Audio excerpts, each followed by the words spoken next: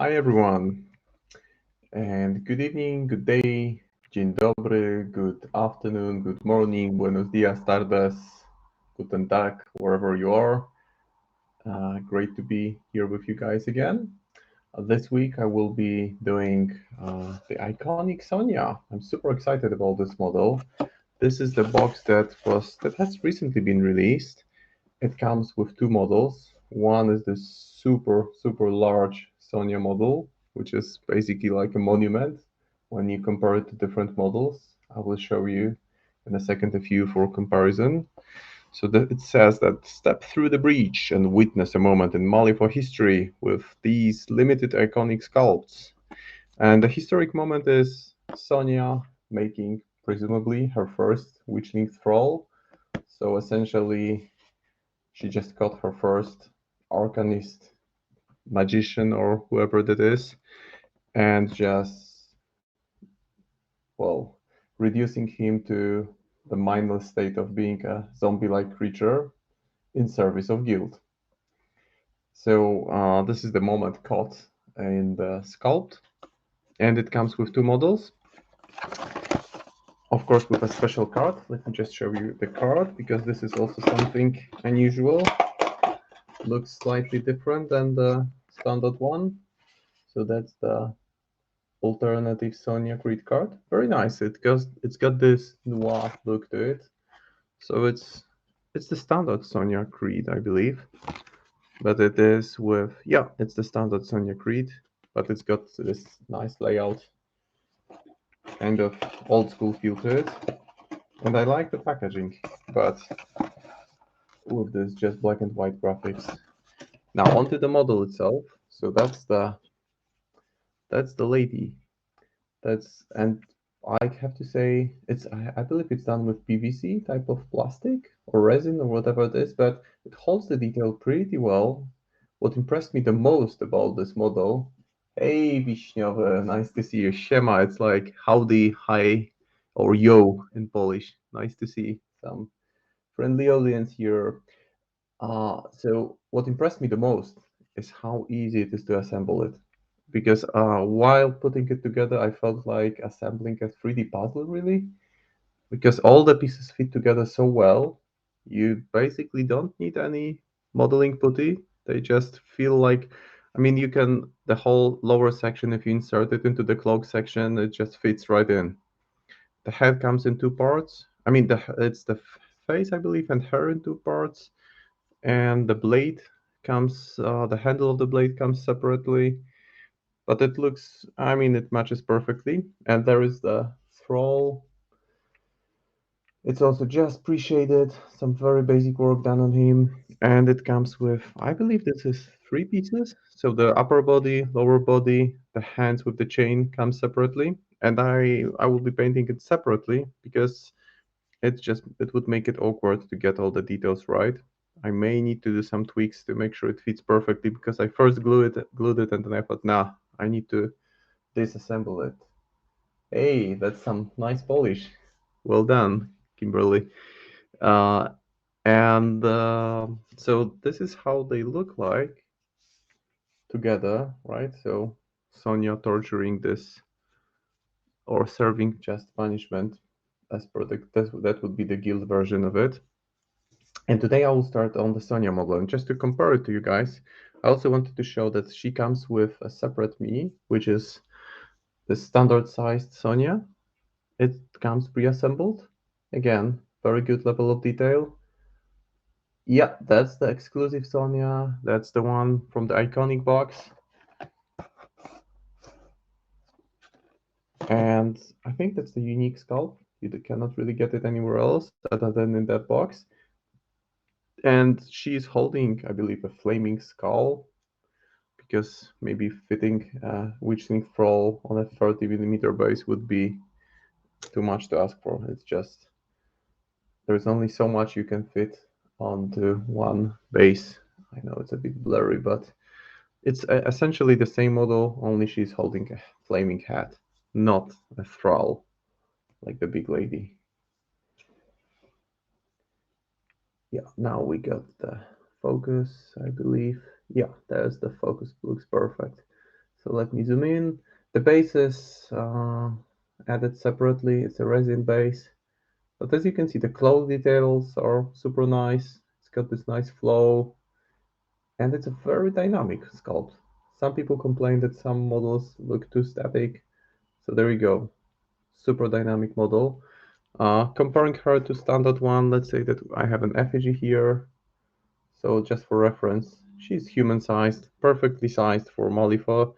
And let me just compare the big one to a standard Malifaux model so that you get an idea. I think she's the size of roughly Lord Chompy Bits, maybe even larger.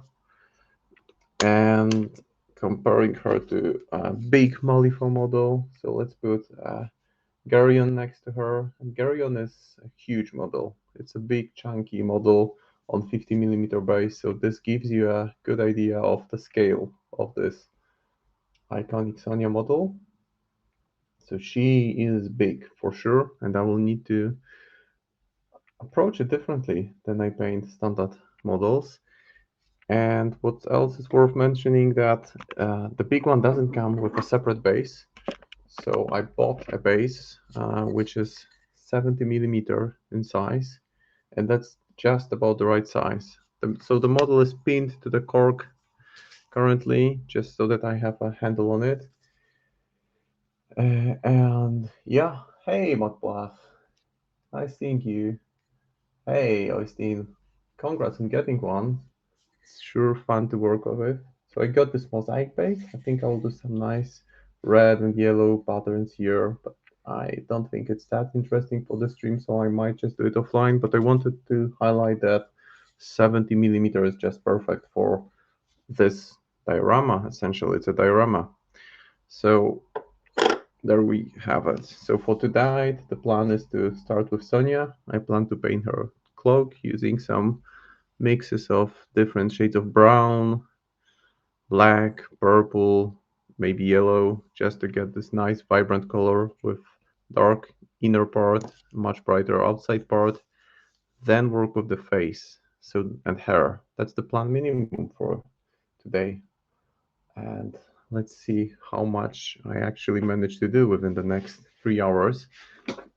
It's it's a bit of an undertaking for sure. So I have some paints already prepped, and the plan is to start with dark brown colors like charred brown, and then I will either go in the direction of dark flesh tone or add some Mournfang brown, which is much warmer. I think I will actually go from transition from black to dark brown to Mournfang brown because this is a bit warmer and it will allow me to incorporate some yellow for extreme highlights.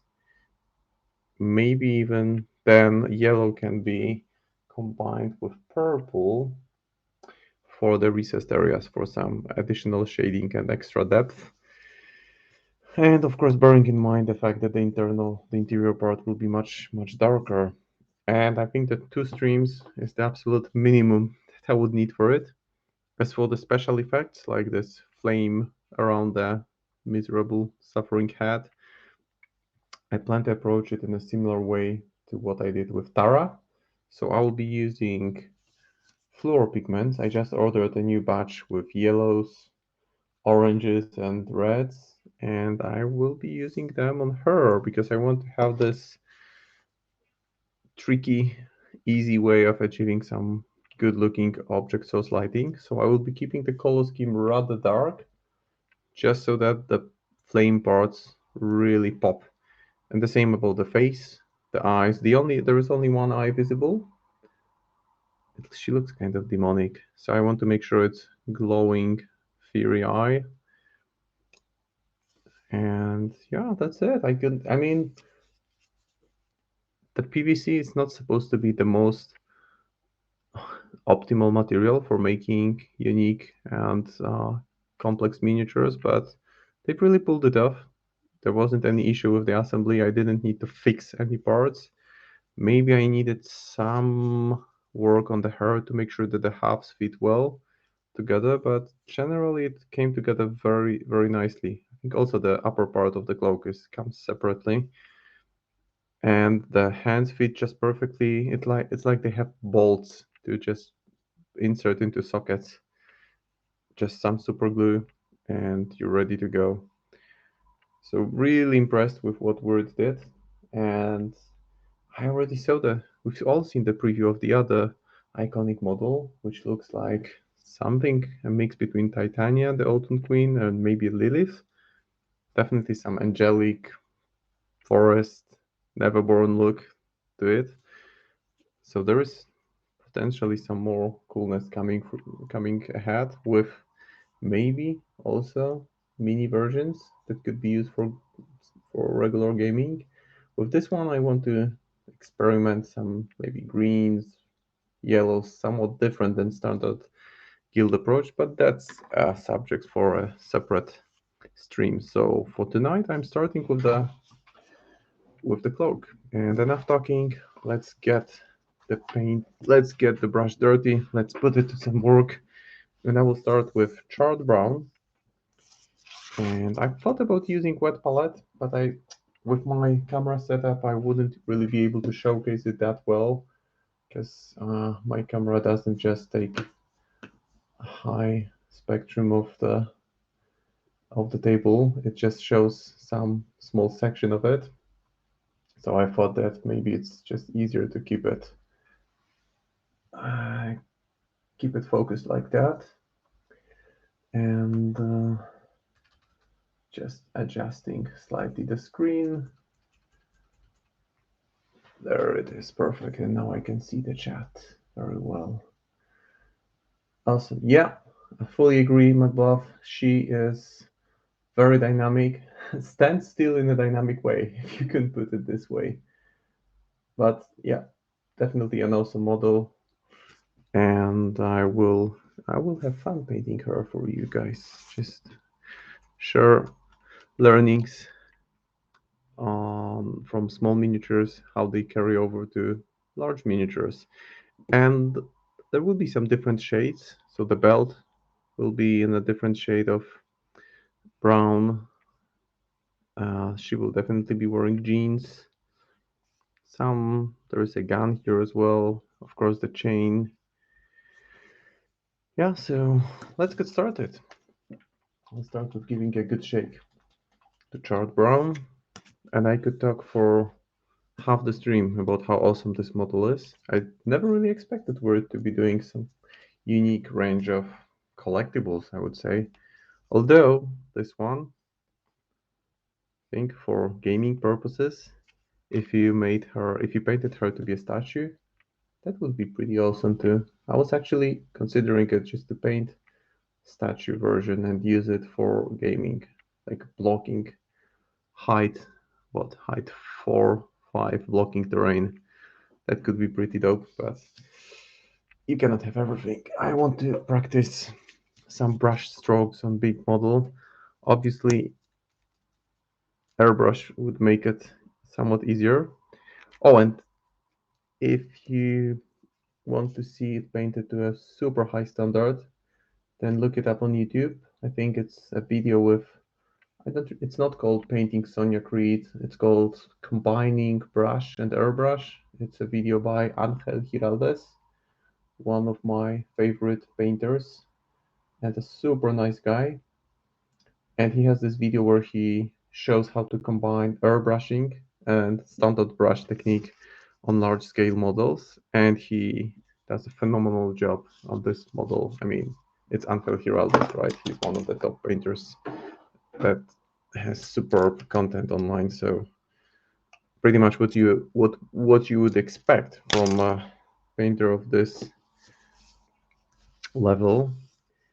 So I won't be doing as good job as Angel Giraldes, but I'm not Angel. I'm just a simple guy who enjoys painting miniatures to decent standard. So I'm mixing the charred brown with some Nuln oil. First of all, to keep it a bit darker, then to thin it down, because obviously mixing shade with paint breaks down the consistency and it's much, much thinner and easier to apply in thin layers. And I'll just test the consistency. Looks like essentially like dirty water. So that's what I want to begin with. And I'll just start applying it I can even go darker than that, but for now I just want one thin layer, and then I can decide how to tweak it, how to keep it darker or brighter. Definitely will need at least one more layer, and the advantage of applying it in super thinned down layer is that currently it's brighter than I would want it to be. But since it's just the first layer of super thin paint, it will serve as a perfect base for the actual base coat. So it will be much easier for the surface to absorb the color that I ultimately want to place here, and will so essentially I'm add some work. I'm putting some extra work here in, but putting in some extra work, but in the long run, I will benefit from it. And I'm not in a hurry. Painting miniatures is never about hurry for me. Even if I paint for tournament, I just want to make sure I have everything painted to the standard that I feel happy with. And I've used proxy, I believe, only once. A proxy in a friendly game. I have to make a confession. I used a proxy because I didn't have Carrion effigy. I had him halfway painted, so I just used a different effigy for friendly game with Zoraida. Didn't feel good about it. Yeah. Angel loves bunnies, and he has a bunny that he showcases a lot. Can't remember the name. Is it Melon? I think its name is Melon. But you can see the bunny on many of his videos or on his any kind of social media. Super friendly, chubby, fluffy guy. And I actually once even funny. I'll share with you a funny story. I once won a miniature and had some direct interaction with Mr. Giraldes because he had this competition going that he randomly chose one of the comments, and I was on holidays actually, and I watched his video of how he painted Hellboy miniature from a board game, I believe. A very nice miniature. And I'm not a fan of comics, but I'm just fan of good painters sharing pro tips. So I watched that video with keen interest and wrote a comment, which was chosen as the winning one. Maybe it was random, maybe it was I don't know what the criteria were, but anyway, he wrote to me that my comment won, and he asked me for my address. And several days later, a small parcel with a note, which was super nice, with just a friendly brief note from Angel congratulating me, and I won that Hellboy. I even painted it using the tutorial I learned. I learned a few tips and tricks on handling reds, especially, which and the lessons learned will carry over to this one for sure because her head will be red. So how to paint red so it doesn't look yellow or pink, and that's how what I learned from that experience for sure as I was working on the skin part because obviously Hellboy is pretty much mostly red. And I have actually some pictures on my laptop of Angel's paint job on Sonia, just for reference. It's good to have good reference, but it's not a good idea to be, to let it bring you down because for sure there is always a better painter than you are. But I don't think just painting is about being the best painter. The way I approach it is about having the most fun, making sure that it's an enjoyable process. Hey, Sibel, how are you doing? How was life? Just opening the picture so that I have it for reference. And to be honest, I just think that Angel Giraldes is this quality of this kind of top quality painter that he could probably paint a sprue for miniatures, the one that holds the parts in such a way that it would make it look awesome, right? So by no means, no one should really compare. I mean, unless it's a painting competition in which you face one another, but he is also a good teacher because you can just watch his videos and learn a lot from them. And he paints Malifaux. He's painted a number of crews for Word, so must be a good guy. He likes bunnies, he likes Malifaux, he likes Word models, so definitely must be a good guy. Pretty good, just tired. Yeah, it's it's I think it's this transition from winter to spring. Just brings you down. It's not much of a difference. It's just 1 hour, but weather has been on and off. We had 2 days of winter with plenty of snow over the weekend. And I know that I spoke with a colleague from work from Stockholm, and she said that there were like 5 centimeters of snow today in the morning. So not the thing that you would expect on spring morning. And that, I think that gets to us just being, out of context and the weather doesn't help. But hope you're, other than being tired, hope you're doing well and staying healthy. That's the big part. Stay healthy and stay safe and healthy, which is a luxury. Just, looking at the situation worldwide makes you appreciate things you take for granted even more. So I would say oftentimes when people ask me, how are you? I just say that, all things considered, I'm fine. I'm happy.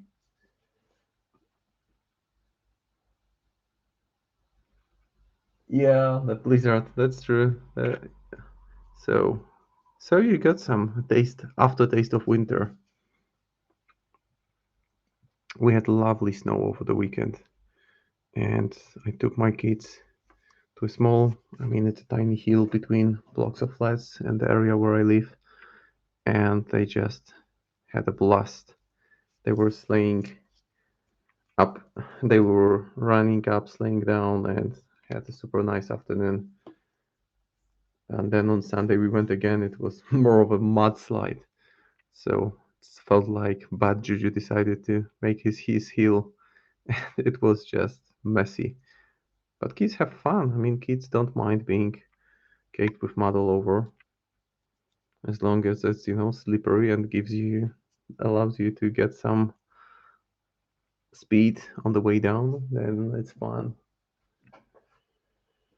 Yeah, that's true. No fun being anywhere near, and no fun being, well, in general, having different mindsets. But the good thing, I mean, it's not a good thing. It's a silver lining is that you see so much good in people around you. So many people just dedicating their money, their time to making others, people who are complete strangers, feel welcome, feel well. And there is probably the only positive takeaway from this horrible situation. And that's why I appreciate painting even more these days. I mean, I do other things to get my mind off after work, after different worries of the day. I mean, like things like working out or playing video games, they also help, but I don't think that any other activity that I do to just enjoy some time off puts me in this puts me to puts me at ease so much as painting. Because with painting, you just need to focus on it. You cannot just run through it, and that's great. So now I'm applying the second layer, second thin coat, if you will. Sure, my glove. Sure, yeah, bunny, Kimber bunny. Sure, that would be nice. Any interesting projects going on, McBluff, this week. I've just submitted with slight delay my entry for March into the monthly painting challenge. Got to 90 something points, I believe. Didn't get to one full 100, but 90 something for a month is still pretty good result, I think. And Aragorn, Theoden, and Haldir in the repertoire. Oh yeah, those old school GW Lord of the Rings models are amazing. I've painted hundreds of them. Back in the day, I was painting them for a private collector from Australia, out of all places, and well, painted a lot of them. He was collecting everything, and it was fun and not fun. I mean, I enjoyed the individual characters because the miniatures are really, really good quality. Oh, lost her stuff. The same animatic. Cool. Yeah, and schoolwork. So business as usual.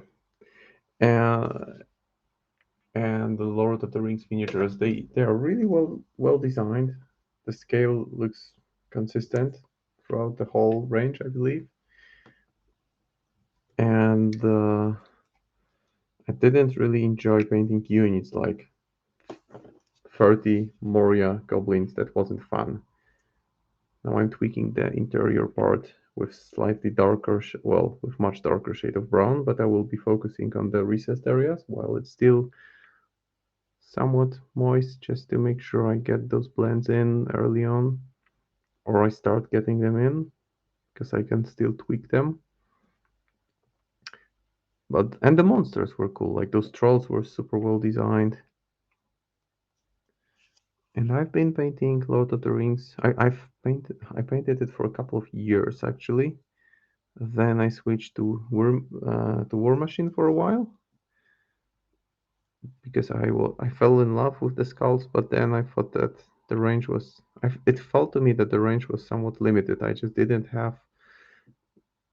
that there was too much individuality to the models beyond the basic. Like Crick's models were all pretty much the same with some slight tweaks. And then one day I just randomly clicked, I think it was a piece of news on might be the Cool Mini or Not page, and I saw the avatar models for Malifa. And I thought I saw the Seamus avatar and Justice avatar, and they just blew my mind. I thought, how cool is that? Okay, Uruk High, much smaller than the Ghost Army, alright. The Ghost Army, yeah. So, and yeah, Uruk High, that would be the army that I just refused to accept commission for that because I just felt like I didn't want to paint that many similar models. I mean, they were well designed, but I just didn't like the fact that there wasn't so much diversity between each model there. So once I saw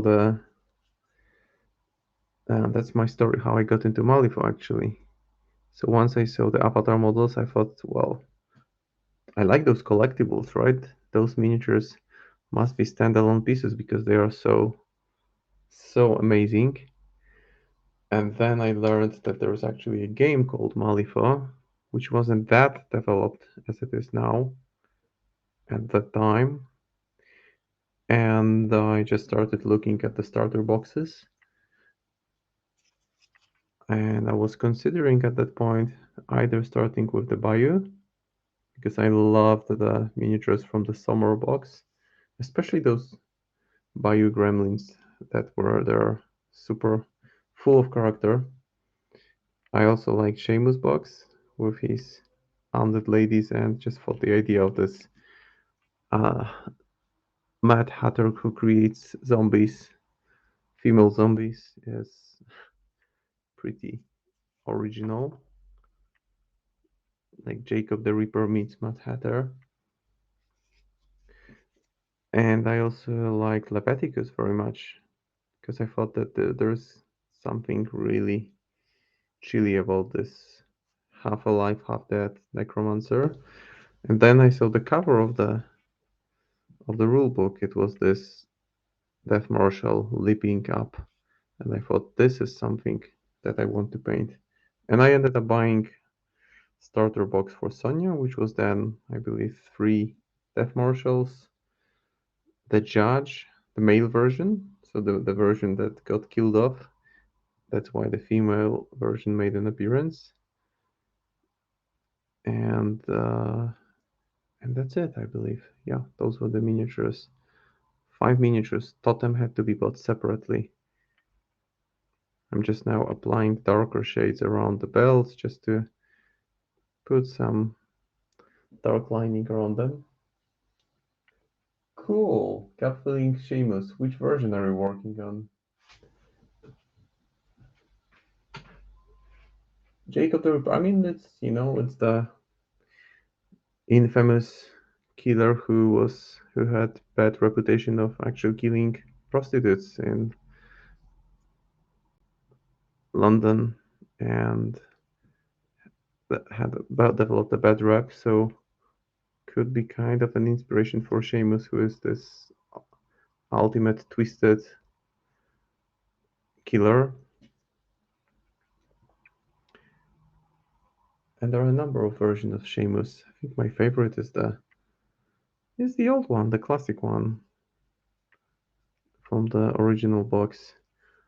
Although the metal Malifaux models, I'm a big fan, and I have a number of them that I use regularly, like old Zoraida, the first version of Zoraida, which is my favorite. Well, at least until I've seen the second version, which might cause me to change my mind. The the small issue with them is that they seem a bit flat. They weren't so dynamic because the production process was a bit limiting. They were inserted into the forms, I believe, and there was only so much you could do to make them look dynamic without making the production process ineffective with that time because they were cast in pewter, I believe. M2E version. Okay, cool. So that's the one that's standing and tipping hat, I believe. The hat tipping one. That's a cool version. I like it. Haven't painted it, but I think it carries the M2E aesthetics more than M1E. And it has this distinct mad menacing green that the first one, yeah, the first one has it, but a slightly different way. I've never actually faced Seamus in a game. No, I did face Seamus once back in one of my first tournaments in the first edition of Malifaux. It was a fun game. Yeah, it was actually probably my first tournament victory. A game in which Lord Chompy just decided to eat half of his crew. So he ate most of the like 2 models in his activation. And Seamus had some bad flips then. Because he still now is about this super impactful activation, so he can essentially kill a model per turn. But if he misfires, if the cards have their way, then it's sadness. The miss a lot, yeah. The miss is a pretty cool model too. That's the yeah, I know which one you mean. Don't remember what's the name of that miss, but that's the one that's like crouching over a tombstone with a zombie coming out of it. So since this is a larger scale model, my standard approach in which I can, doing a quick dry brush and glazing over it a number of times to get decent results just won't work. because it's a larger surface, so there will be more of blending approach, more of thin down paint applied over and over onto the raised areas just to build up the highlights gradually. No shortcuts here. It's just going to be a slightly longer process. That's why as I said, I will need at least 2 streams to finish this one, which is fine because I'm not in a hurry. But pausing for misfeasance. Yes, that's the one. Yeah, cool model. More familiar. Jack the Ripper being what he's referred to over Jacob the Ripper. Yeah, that's all I meant. One day I need to go back and organize all the visual foreshadowing. Yeah, there is a lot hidden. Yeah, the old Sonnia is pretty cool. That too. So I'm just pausing for a second to show the progress made so far. Let me just set aside the brushes. So I got the base color on the cloak. It's still drying in some sections. Just want to make sure it doesn't pull, that it dries steadily. And the interior part is much darker. So I pushed in some black mixed with dark brown into the recessed areas. And the trousers will be jeans, bright, some shade of brightish blue. I haven't really made up my mind about how to paint. Maybe using some non-metallic metal for a change, or just standard metallics with some glazes to make them look a bit worn down. And I'm ready to start highlighting. So I will just use now the charred brown paint, which is the super dark shade of brown from Valle Orange. It's one of my favorite shades of brown. Works really well as base coat. And wow, that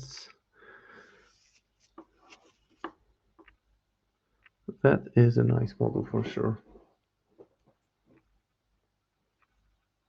And it will be fun to add those flaming effects later on. You were also trying to do something. For some reason, my favorite art of Seamus is the pixel art from the pixel art fade deck. No clue why, I can't even find the pictures in the deck. In general, I love the pixel art. I remember the deck. I mean, it's unique. It's in terms of design, it's consistent, and from design standpoint, I like it. But one thing I want from a deck is to immediately see which color it is, right? Which figure it is, and that wasn't so clear for me when I saw it, so I didn't. Well, I mean, I wouldn't be able to get my hands on that anyway because it was probably some kind of limited one of print for local tournament. I think that was in could be in UK, could have been in the UK. We also had a limited deck for Polish nationals. It was back in what 2018, I believe. No, maybe even 2017 in Krakow. There were about 40 plus people with people from there was a guy from the UK, one from Sweden, I believe, some international presence for sure. And there was this unique deck with black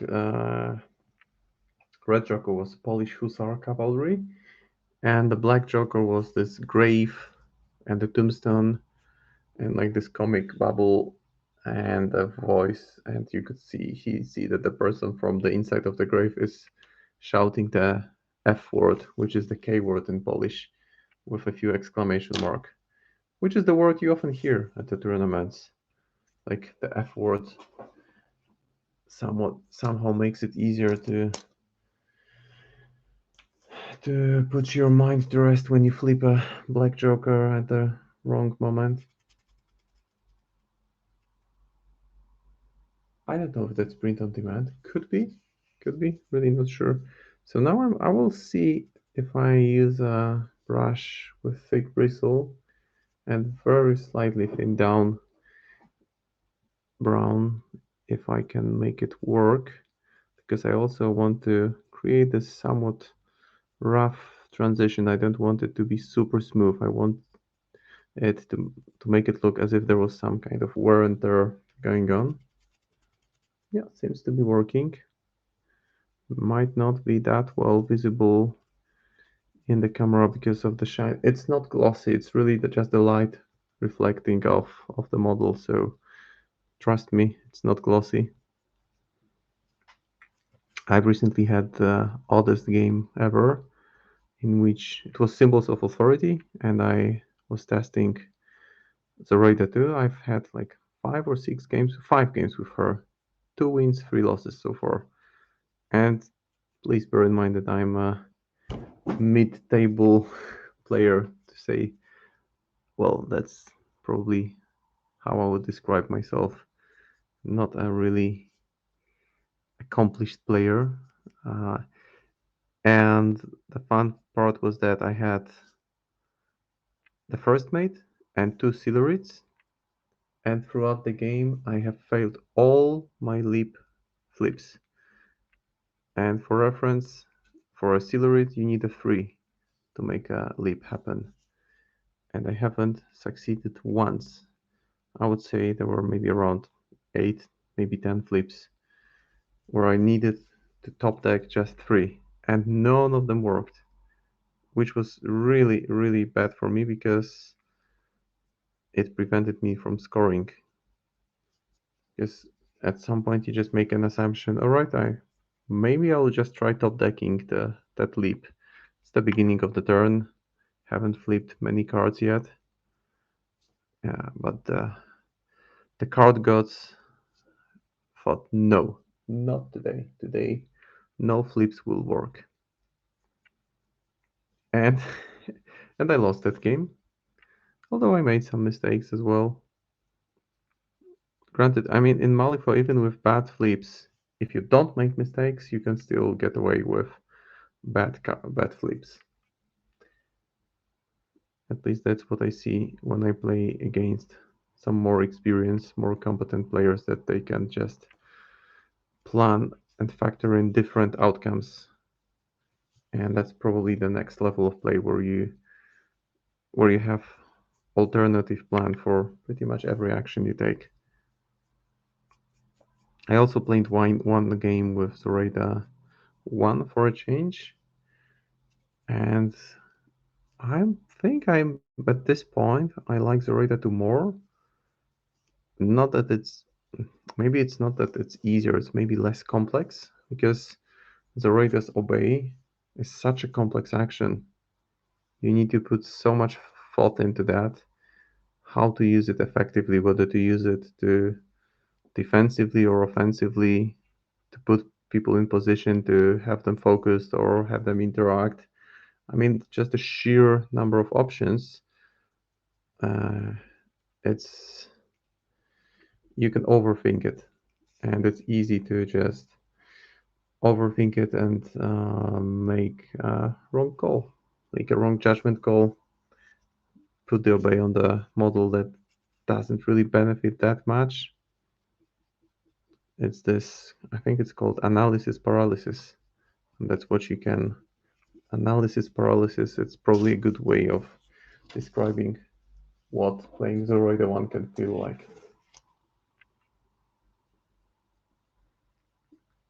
Just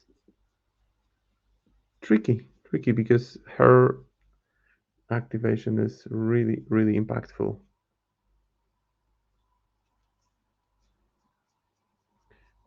And actually, I played a game yesterday with Zoraida 1 against Leviticus, and I don't think I faced him before. And the worst thing was that, well, the most unpleasant surprise was with Ashes and Dust. Just knowing how fast it can, or how good it is for that model to to land in the middle of your crew, surround itself with opposing models, and then just ping them for damage and heal itself. So I got it to like 1 health point, and it got back to full health in next activation, even though it was on slow. So it was really not maybe not on slow, but it was on stun, I believe. I thought just stunning it would keep me safe, but it didn't. Okay, so small progress here. Some dimension is beginning to show through in the highlight pattern on the cloak. Let me just put it this way, refill my yerba. And you see that's almost the first hour of the stream gone, and I haven't even painted a single element of a model. Which just goes to show that it's a different type of painting I'm doing tonight. So for the highlight, I will mix the brown, the charred brown, with Mornfang brown, which is this color, which is this nice and warm shade of brown. And I will mix it directly onto the palette. Maybe add some water in. And I want to have a brighter version that is brighter shade that is something in between these two.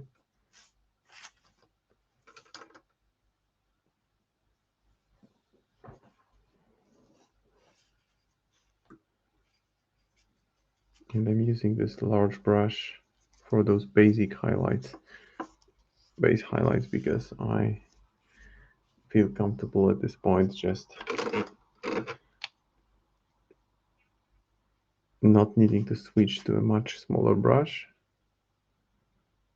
And now I'm just beginning to target smaller areas gradually. I can still smooth it over with a few targeted glazes later on. So painting this is my big brush, and I'm using it as base brush here because of the size of this model that I'm currently working on.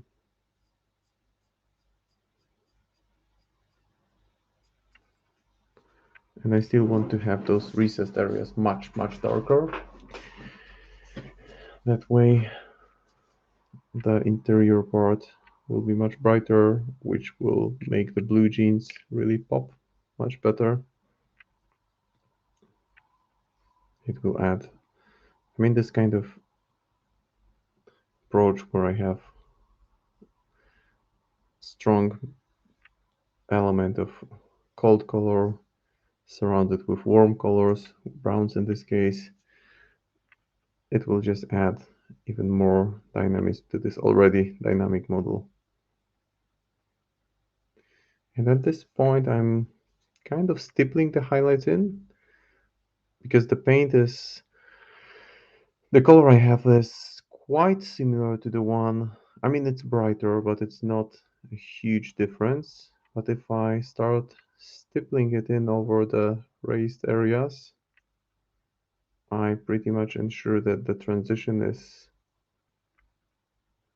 rather smooth and that there is this kind of feel that there is some texture to it as well. Probably with an airbrush. I've been painting this model for, well, what, it's 50 minutes, let's say 45 minutes. Probably with paintbrush, if I was good at handling paintbrush, I would get to this point within 10 minutes, maybe 15. But I've never been a big fan of airbrush. It's just, to me, what disincentivizes me from using airbrush is the fact that you need to have good knowledge of the proper pressure, temperature, consistency of paint is crucial, and it's just so easy to mess things up that I just feel like I have more control when I use the just when I apply the paint, just brush on. So already kind of stippling it in using a big brush, because once it dries, the reason I mixed the dark brown with bright brown, with like 60% of dark to 40% of bright, is that I want there to be kind of smooth transition. Once it dries, it won't be that noticeable. And sorry for keeping it away from the camera. It will be barely visible, the transition. It will look like super smooth transition. And at the same time, this is a nicely detailed large area. So I want to add a bit of depth, and that's why the highlights are not those super smooth brush strokes that are not visible on the surface. It's more about applying those stippled in highlights.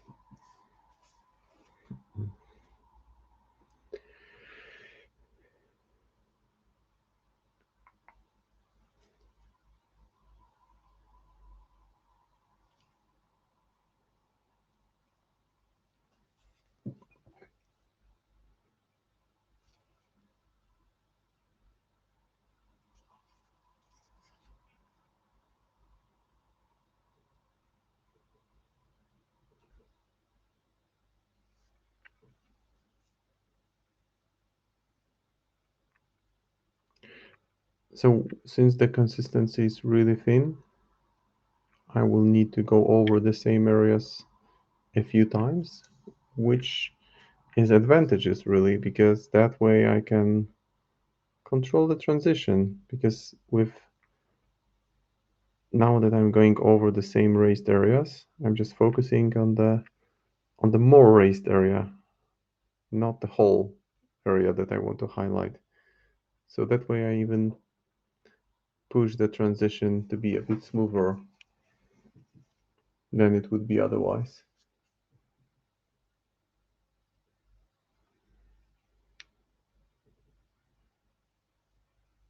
And this is for sure time consuming, and I have all the time in the world. Like I said at the beginning, for this stream, if I paint the cloak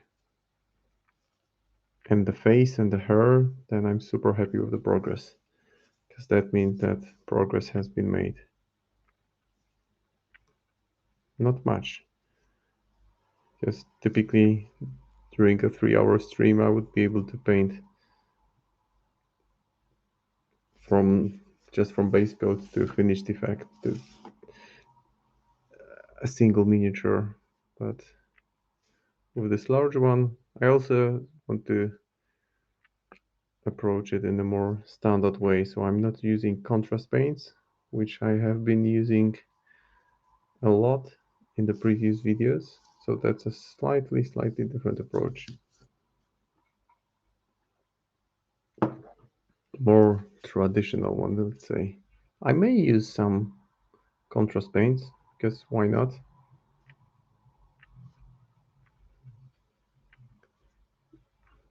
But for now, I'm just sticking to traditional paints and standard approach to highlights, going from darker to brighter shades. And I will switch to a brighter shade of brown in a few minutes.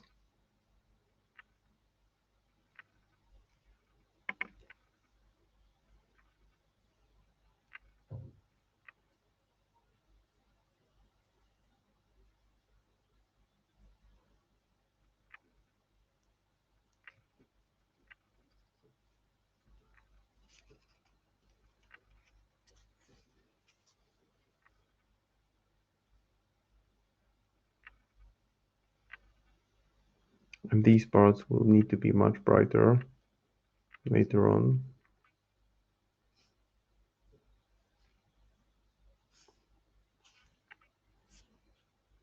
Yeah, I think I'm beginning to be happy with what I have here. Maybe just one more pass with slightly brighter brown. So getting more into this Mornfang brown range, which is this warm, nice shade of brown.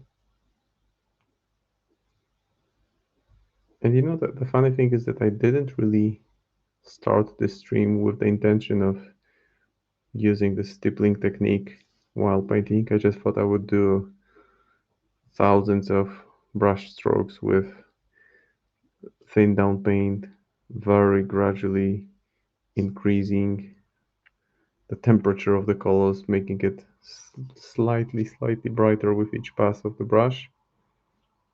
But while painting, I just thought, hey, why did I do it this way? And I find myself doing that a lot. So not having a plan and just allowing the surface to guide me, the sculpt of the model to guide me. I just don't want my painting to be such a structured and formalized process. I get enough of it at work every day, where my work is very much about, well, interacting with people, but doing it in a very structured, meticulous way, monitoring deadlines, meetings, and so on and so forth. So this time, for the hobby part of the life, I just want less planning. I mean, there is no wrong or good way of painting this model. It will look awesome anyway, but actually I liked it just after base coating it. I mean, I like it the first moment I saw it and I started putting it together, but that's a different thing entirely, because you don't really see the depth of the detail level, the level of detail, until you have at least used two colors for base coat. Okay, time to move on with just pure Morphang brown. Morphang brown. Getting difficult to pronounce. But it's also getting late. It's like 10 p.m. here, and it's not like I'm ever asleep at this time of the evening actually. But it's just been a pretty busy day.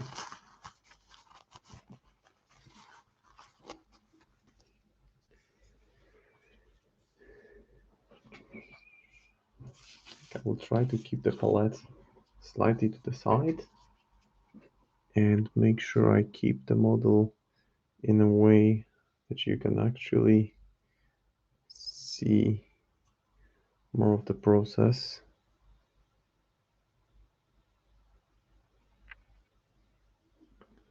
See, so now that I've after I've stippled it in, it looks there is a huge contrast value, which disappears over time because the paint has thin consistency. It's the same color that I've used on previous highlights, only now it's used solely this color without direct interaction with the previous color.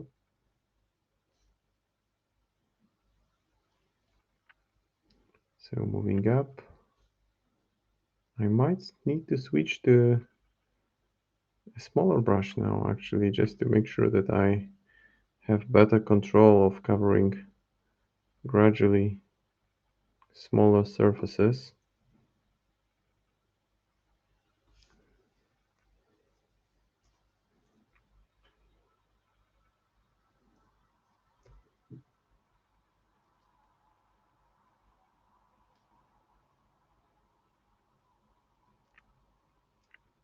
And I really like working with browns and reds. Those are the colors that are rather easier to build up and decrease the value. And they're super common for weird guild models. So I get to use them. Because at some point I had almost the entire guild faction, because that was my first faction that I started Malifaux with.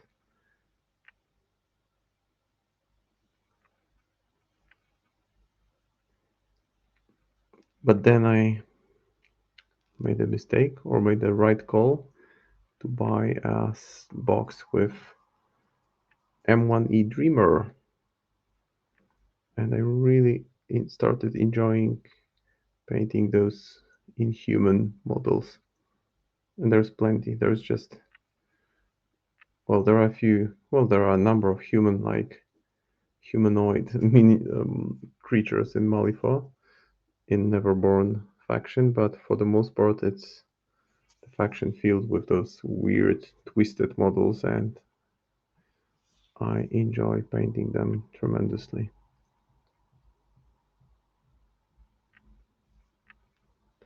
So now I'm again stippling the brighter shade of brown over the recessed areas,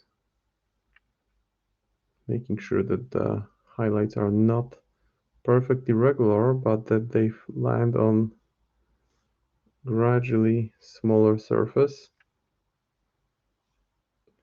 And that way I ensure that the transition from darker to brighter shades of brown are smooth,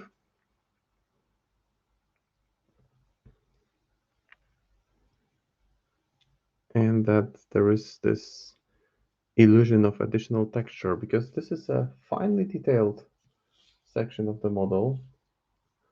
There is nothing really wrong with it. It's just that it's a large surface. It's large surface, and it's either thousands of brush strokes with gradually brighter shades of brown, or dozens of pats like that, like just stippling the brighter color in. I can still tweak the shaded areas, but I want to build the brown up at this point.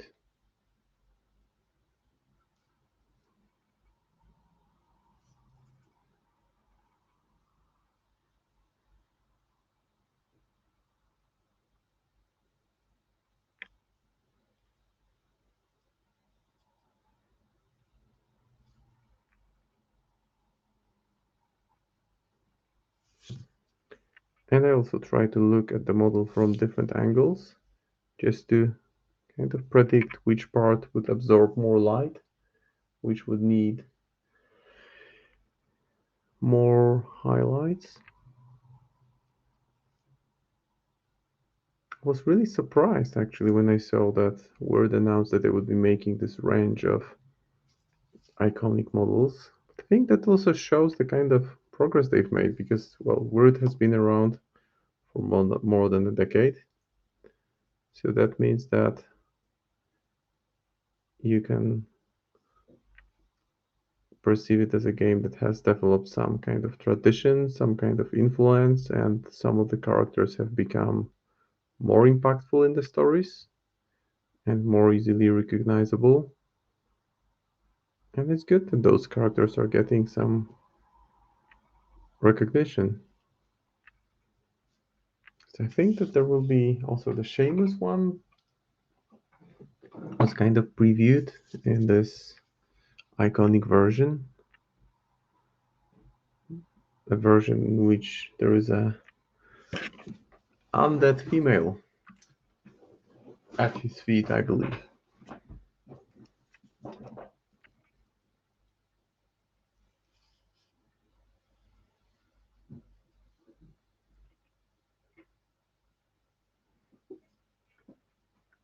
And now I'm ready to jump to a slightly finer brush and do more stippling. But I mean, it's super bright and glossy, but that is beginning to look like a nice leather cloak. There is clearly defined shaded areas. The highlights are starting to really come through.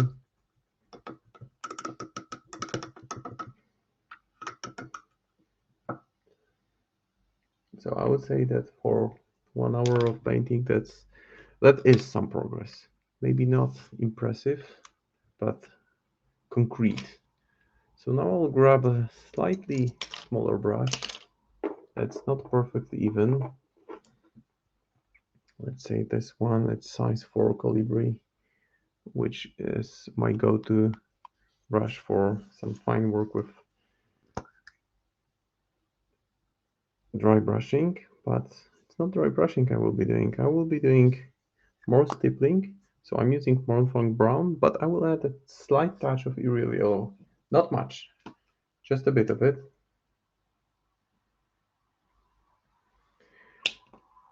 And I also need to state that that's not the model that I bought, where it was very kind to send me this model for my next stream. Word has sent me some other models as well. Nothing that is unreleased though, just maybe some fairly recent releases. So good stuff coming for sure. But I'm just grateful for opportunity to lay my hands on this awesome model. And now I'm switching to a slightly smaller brush and still making those highlights on gradually smaller areas, trying to keep them look unnatural. I mean, not unnatural. I'm trying to make them look natural because when you think about if you have an old leather jacket that's kind of wrinkled up and cracked and it has some noticeable wear and tear, then this is more or less how the surface would look like. Oh no, the cat is coming through. Give me the cat. Yeah, he just wanted to say hi to you guys. That's Mr. Boycott saying hi. Say hello, buddy. He's just purring. Okay, just settle in. Settle in, guy. No, he just doesn't want to settle in. He was probably scratching at the door, and my wife decided to let him in. He also has his container with water in this room, so maybe he was just thirsty. Or maybe he just missed his human slave. And I will just for comparison, I will try to paint one side only. Just one side of the model, just so that you can see the impact that the work is beginning to have.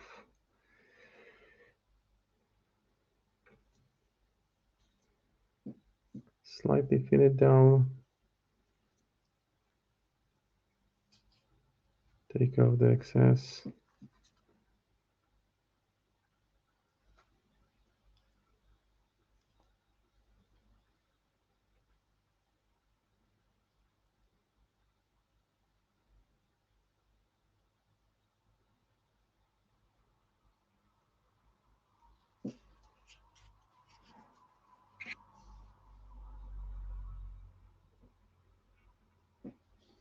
Yeah, the cat must have been thirsty.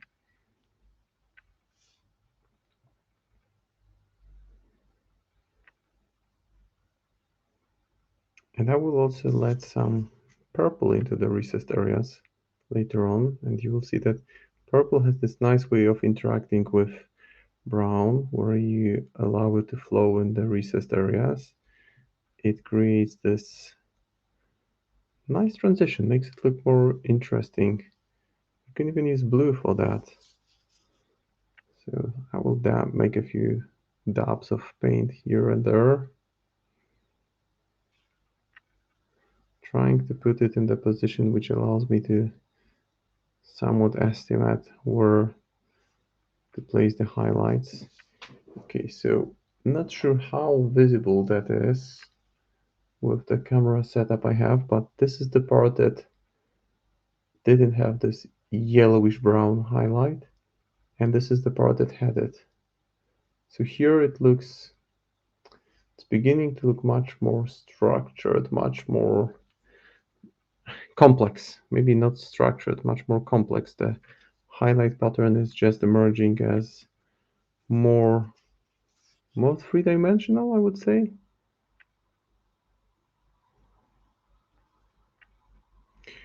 And this, because if I applied this yellowish highlight directly onto dark brown to just look messy.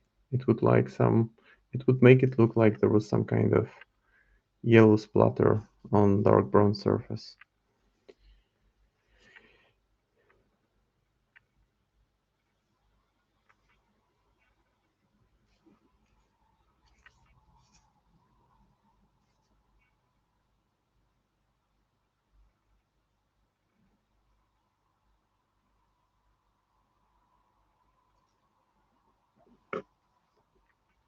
Maybe a little bit on the interior part, but just, a hint of highlight.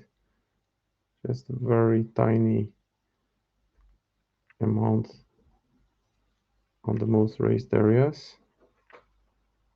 And there's the happy cat now scratching at my miniature holding case. That's what he does. Makes his presence known. I'll try to get it closer so that you see.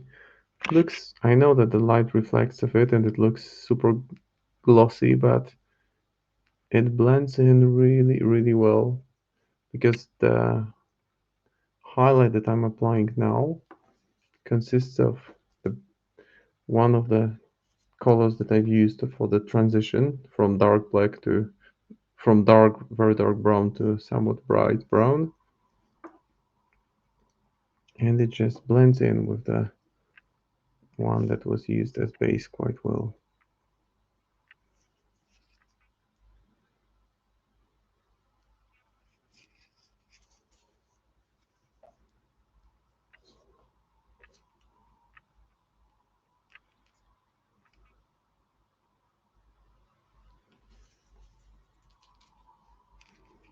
Now the other side.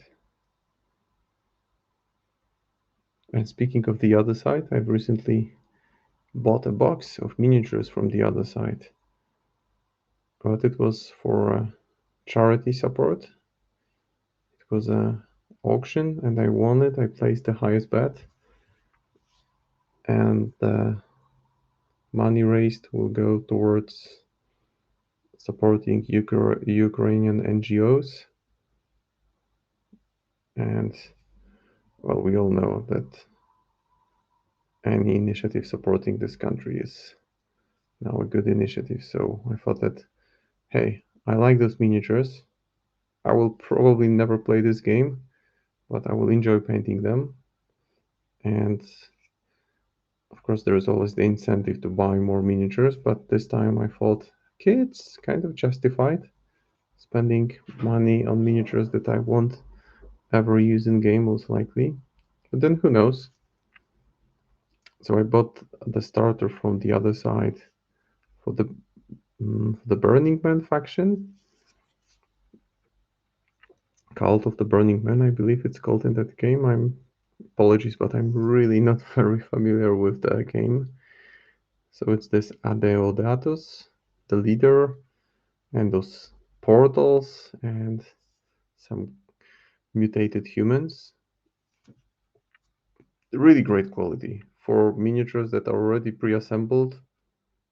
Quite amazing. And I might enjoy painting some of them over the stream one day, who knows? Why not?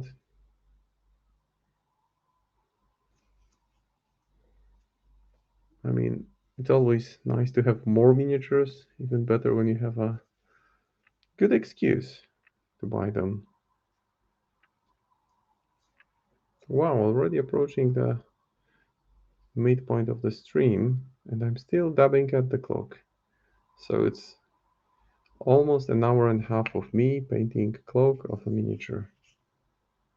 But it's a big cloak, and it's like the largest element to this model, so I feel like it's justifiable that it's taking longer than it should. Didn't really expect it to take that long, but I'm not unhappy about slower progress because I'm really enjoying it. It's just so much different than painting a standard sized miniature on a 30mm base.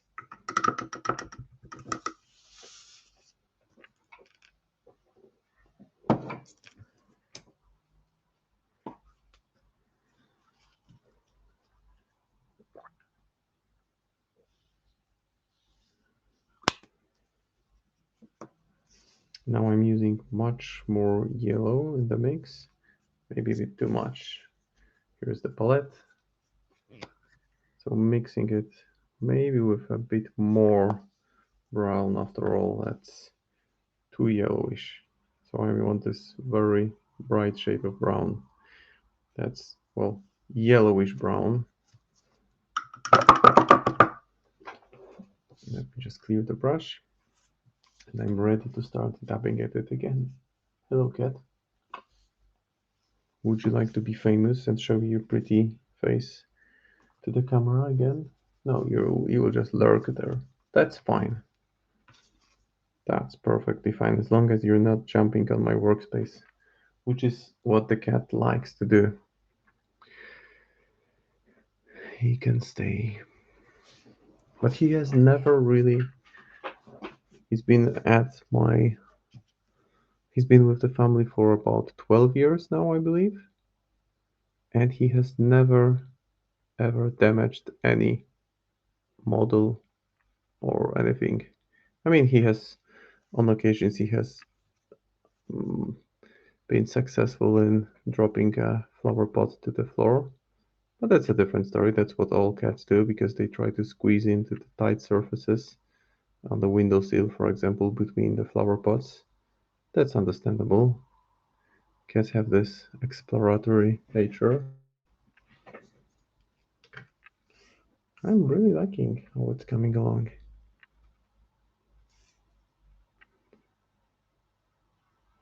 It's just the light is. Maybe if I change the mode of lighting on my desk lamp, maybe it will be somewhat better now. And then I think I will just add a touch of white and do a couple of extreme highlights. And I will be ready to jump to the face in a couple of minutes. Painting skin and face will be fun because once again it's a huge face compared to what I'm used to. So might be stepping maybe not out of my comfort zone with painting, but let's say different zone.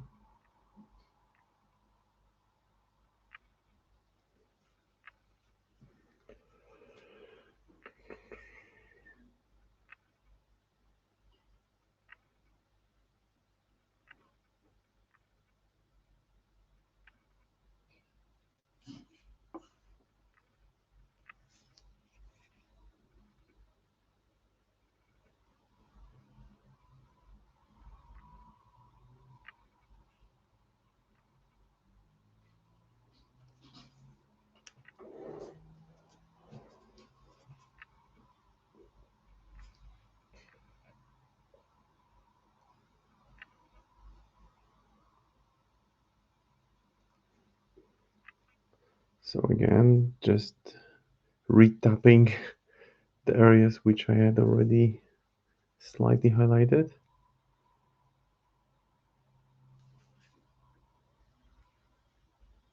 And the transition is really smooth because I can still clearly see the darkest areas and how they look in comparison to the brightest. Maybe a bit more emphasis on the edges. And for the final highlight, I will just do a kind of dry brush on the edges. So we're getting close to the finish of this section of the model. And come to think of it, there aren't that many other sections, so the other elements should go much faster. Cannot really imagine spending more than 80 minutes on painting other elements of this model. But the brown is looking quite rich at this point. And now some ivory to the mix. And then I will incorporate a little bit of purple to the recessed areas, which will make it look fun. So now the super bright color, which is like, essentially it's like beige, maybe kind of beige. And just very lightly I need to thin it down a little bit. It's too thick.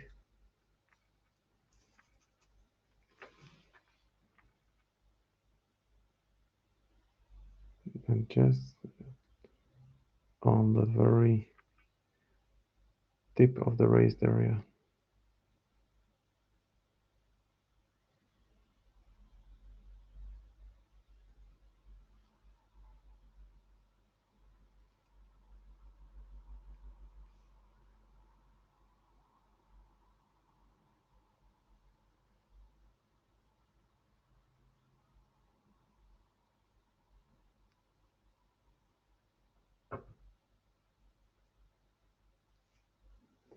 Hey there, Mr. Cat. Come up. He just wants to sit in my lap and enjoy life. That's fine. Yep, just sit still, please.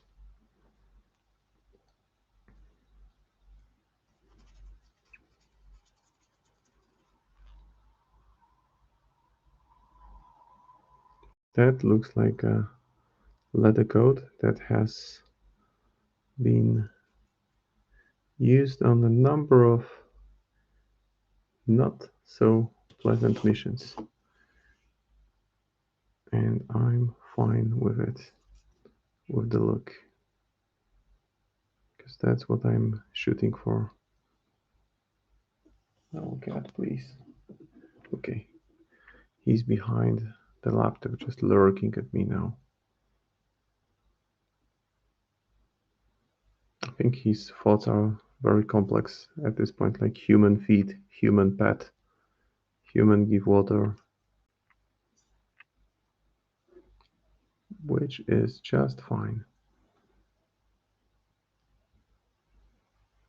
That's one thing I love about cats. One of the things, because there are plenty of things I really enjoy about having a cat, is that they are somewhat predictable animals.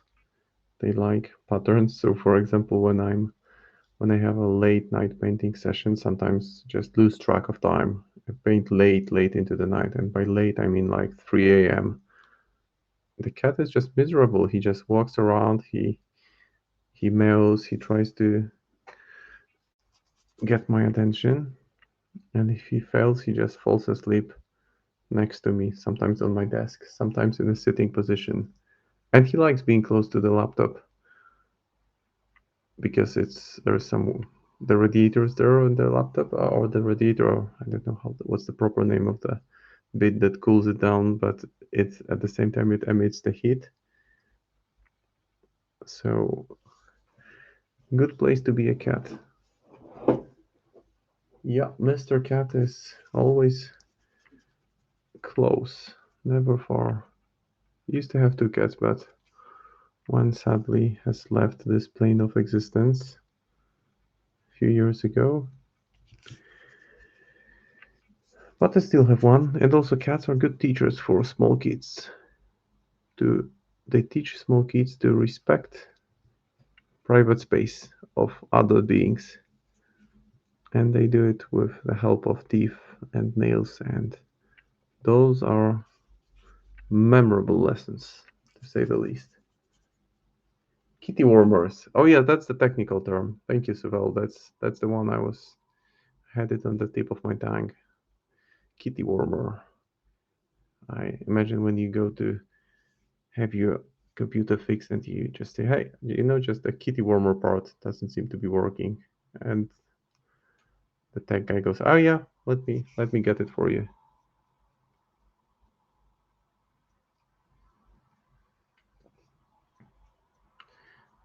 And I have very ambitious plans for the weekend because there's a tournament in Warsaw. So I live like 30 kilometers south of Warsaw, so the commute is pretty easy. And I have every intention of joining it. I haven't been able to join a tournament for months now due to different family, health, COVID, and other nasty things reasons. Not where I wanted the paint, so let me just remove it. So I've missed the past 6 tournaments actually. So let's see if the 7th time is the charm. I do hope I will get to play it, because it's really close to where I live, and that would make it easy. And that's probably a tournament where there will be around 8 people, most of whom are the guys I interact with regularly in the gaming club where I show up.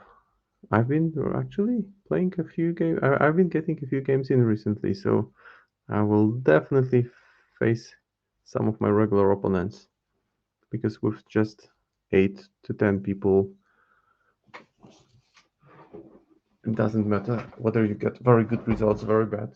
You're just bound to bump into one another with the current system that we have for matching players.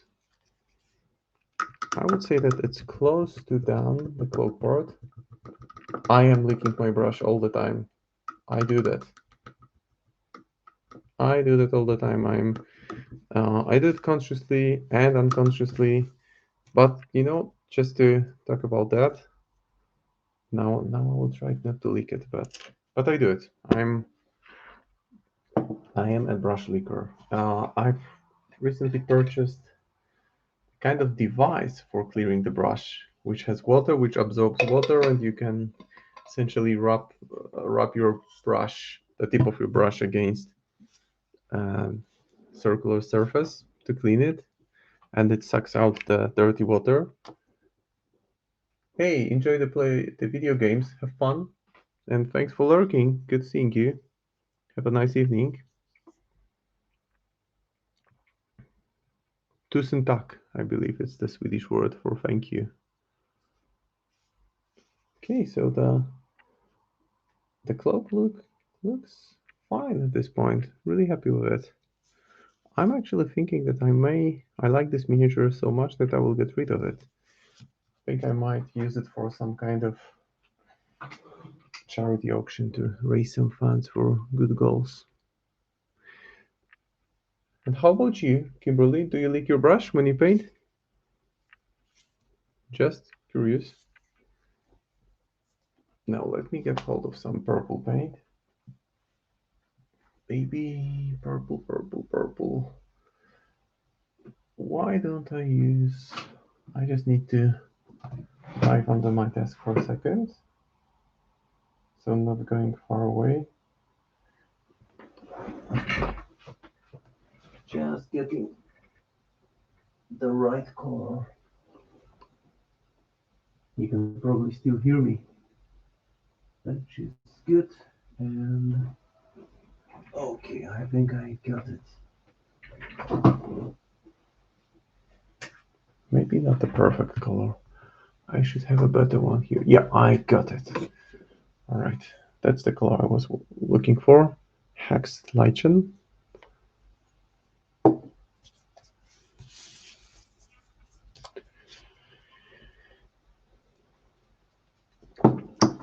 It's just funny the way the cat looks. I will actually, I will show you guys how it looks like, because it's kind of ridiculous. It's literally falling asleep behind the laptop. Hello, Kitty. What you up to? Are you enjoying the stream? You would probably prefer to be painting the alternative Hamelin cat lady version. That's what you would maybe find interesting.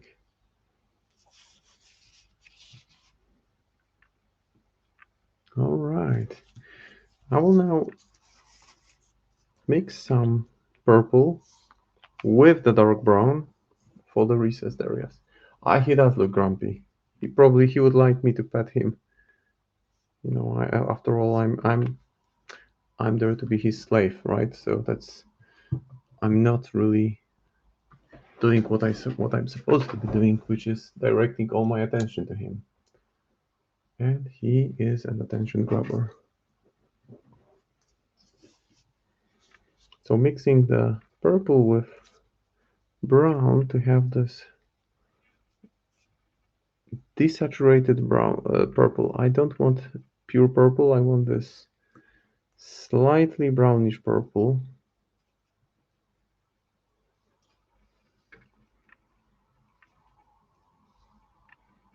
And I will just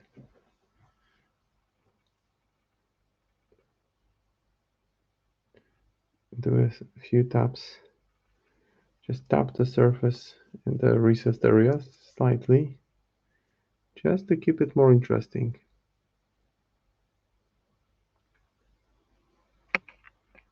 That way, when it dries, it will be barely noticeable, but it will be there. And those are the,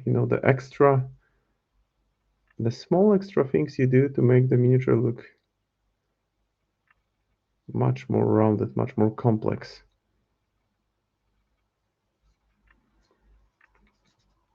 And yeah, I have to. That's a fair enough.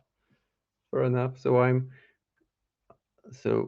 now you make me think of the scale of my failure to pet my cat when it needs to be pet, and I'm not doing it. Don't be upset, kitty. Kitty. Yes. He just wants some human to hold him. Sometimes when he's locked out during my streams and I go out of the room and he doesn't see me for 3 hours, wow, he is like a shadow then. He just follows me around and demands a lot of attention.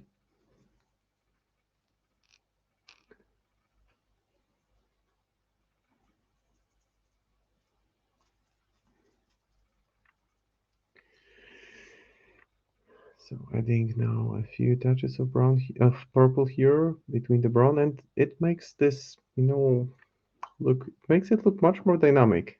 It adds this slightly off unnatural look, but at the same time it keeps it interesting. I will need to take some pictures in good lighting just to show you how cool that is. Trust me, it is cool.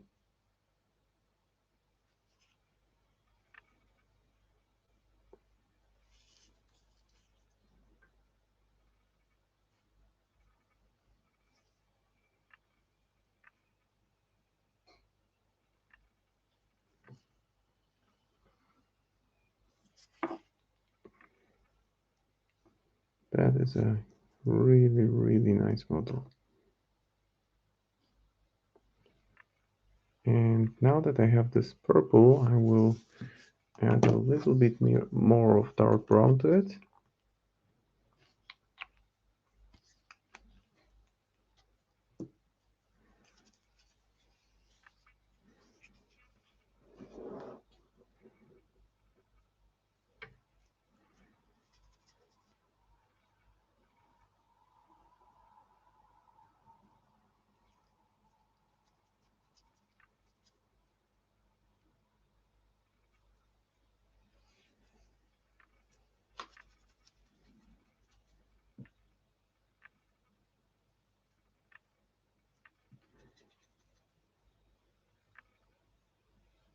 And that way I kind of incorporate this light touch of purple with the shades better. I will even boost it further with a touch of pure black in a second.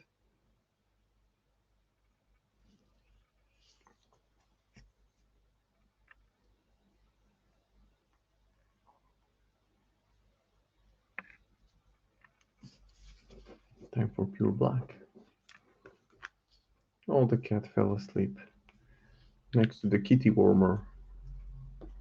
I like how Elinor is creative with coining nice terms, nice terminology like kitty warmer for technical part of laptop that emits heat, and my favorite term that she coined was pile of possibility. It's not a pile of shame, it's a pile of possibility, and my pile of possibility is getting out of hand. It's really big. But that's good because that means that I will be able to stream, to have some nice Malifaux stuff for future streams. Although the one I'm mostly looking forward to is to stream paint the second version of the radar, which I hope will happen. Maybe in the second half of the year. I don't expect it to happen too soon because the miniature is set to release in June, and you never know with the production pattern whether it's really the actual date of the release.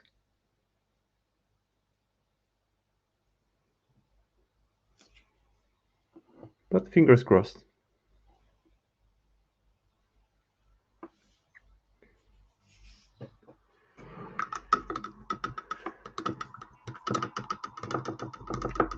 And now I think I will tweak it even more because I can still add a few of those slightly focal points with yellow glaze on some of the edges, just to kind of bring it together, make it shine a bit more. So I'm just using, it's called Lamentus Yellow and Citadel Glaze. Don't know if they are produced anymore. I've had it for a couple of years, and I will use it to just lightly touch up those raised areas, because this won't really stand out too much, but it will kick it up a notch. Just make those highlights slightly more noticeable, and at the same time help with blending them in a little bit more.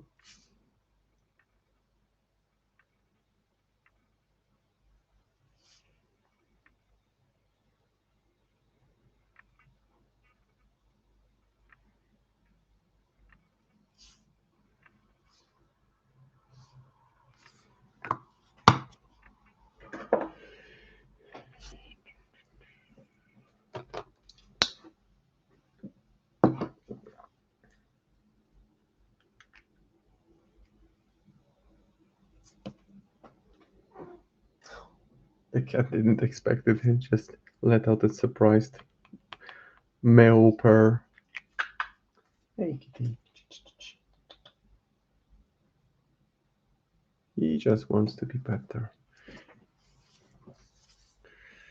And now I will still push the recessed areas a little bit with some black glaze. So some black ink just to the recessed areas for even more of a shade. Oh, he fell asleep and I woke him up. That's a bad slave.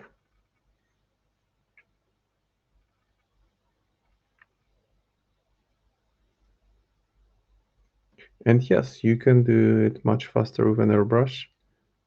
Maybe even get smoother transition, but see, I'm not about smooth transitions here. I want this chirpy, gritty effect.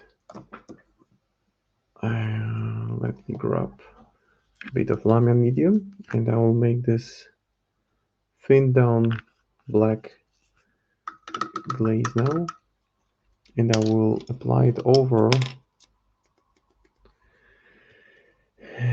the internal part of the cloak. It's just essentially, it looks like dark water now.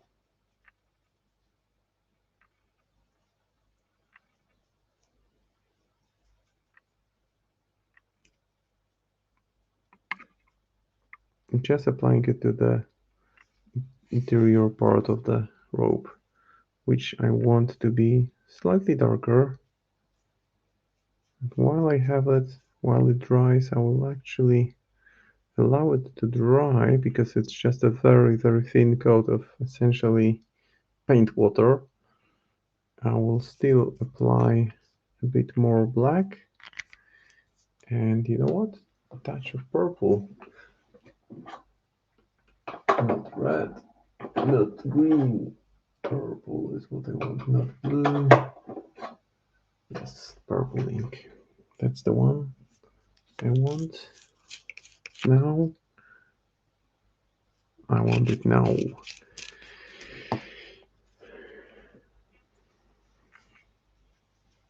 Wow, almost 2 hours painting just one element. That's something you haven't seen from me in the stream yet. But you know, unusual, challenging situations call for unusual means, so that is why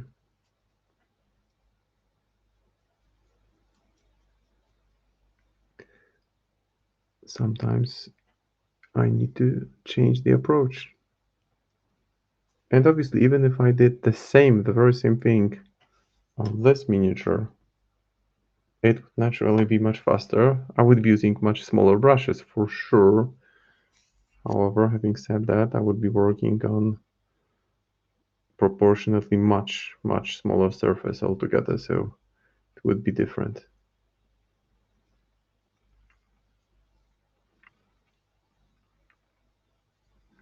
I may add another glaze to the interior section afterwards, but that will have to wait.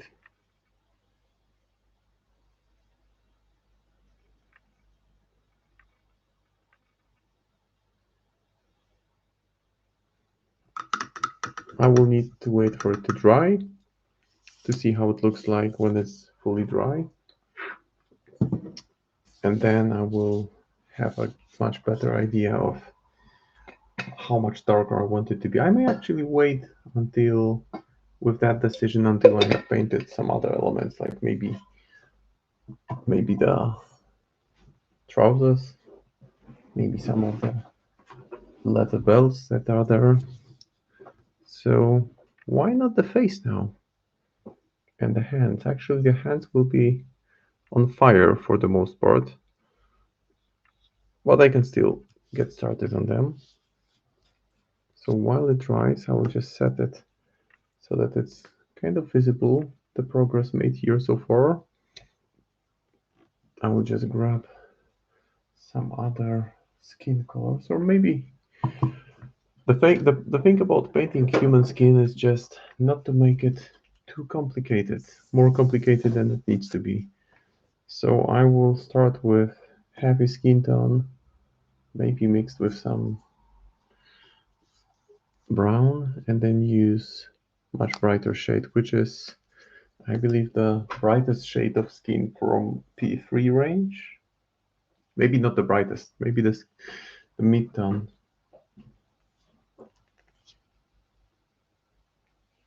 The poor cat is just falling asleep behind the laptop. Wow, I haven't used this one for a while. And this is this paint with thick pigment, so it makes immediate impact, and that's why I need to thin it down a little bit. So add a drop of lime and medium, mix it well, and then apply it. And actually, I might, well, I can still do the first layer with big brush.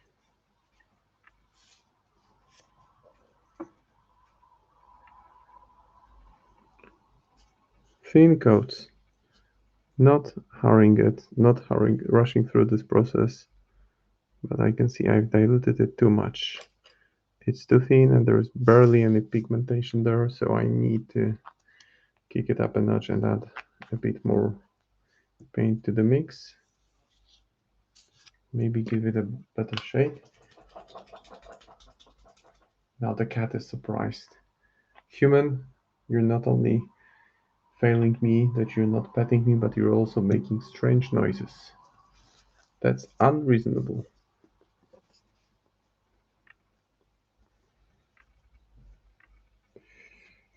Alright, now the face part. The tricky part. Faces are always a bit of a challenge because those tend to be the focal points of the miniature and you want to get them right. And it's a slightly different approach. Let me just remove the excess of paint gathering in the folds of the cloak. I don't want them there.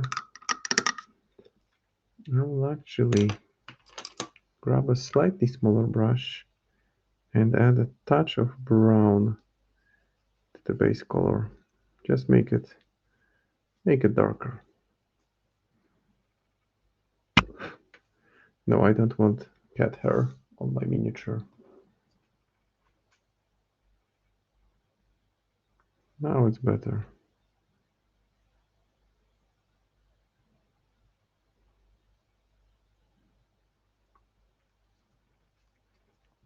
Wow, now it becomes really tough to get paint over the whole face because it's kind of obscured by the hair and not that easy to get to. So I find it a bit challenging to actually access, to just put a base coat of skin color.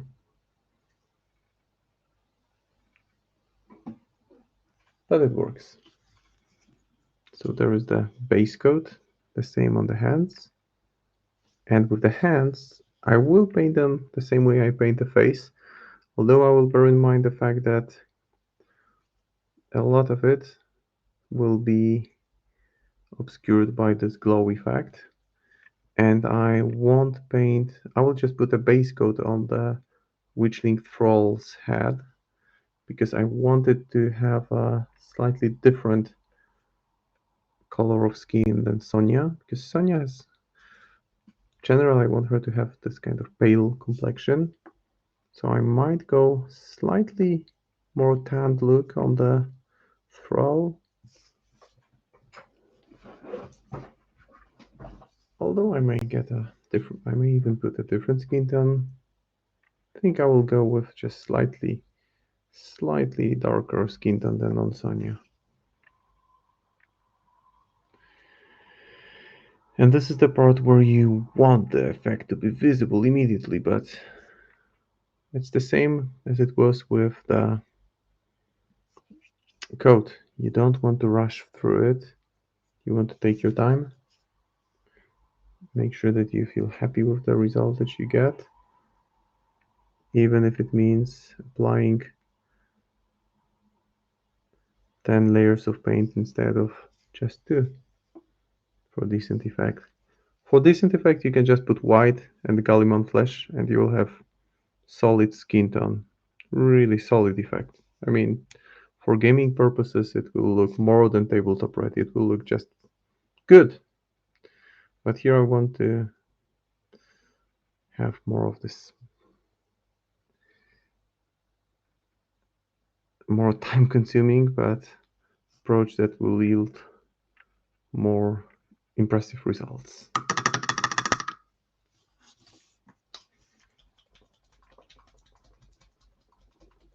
Wow, now I'm just looking at the Twitch screen because it's with slight delay, and I can see that for a few seconds all that was visible was this, which is not optimal. And I'm sorry for that, but guys, I'm really doing my best to show what I'm doing as well as I can. Because that's one thing about streaming, is that you need to not only be able to see what you paint, but to make sure that it is seen.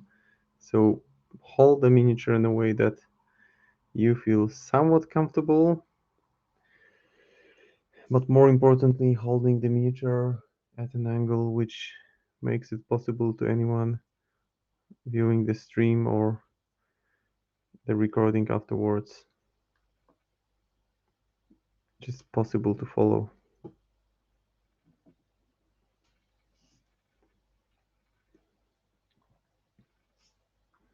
Okay, now the hands, and this is like a base coat now, because the first one, that skin tone mixed with slight degree of brown, was there to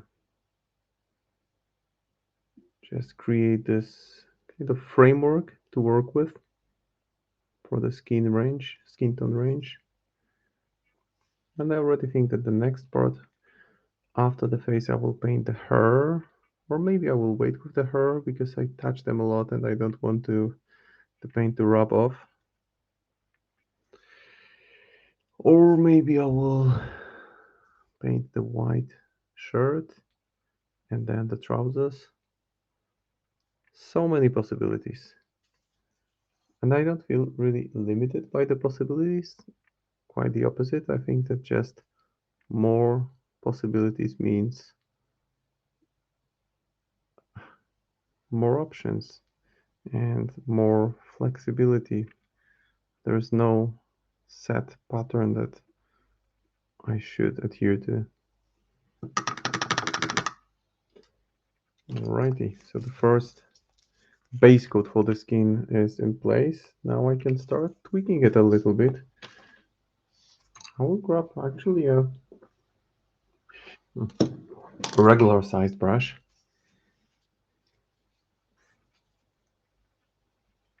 with a very light touch of purple. I don't want it to be pure skin tone. Just have a slight hint of purple to that. And I will start highlighting. Maybe a bit more paint to the mix.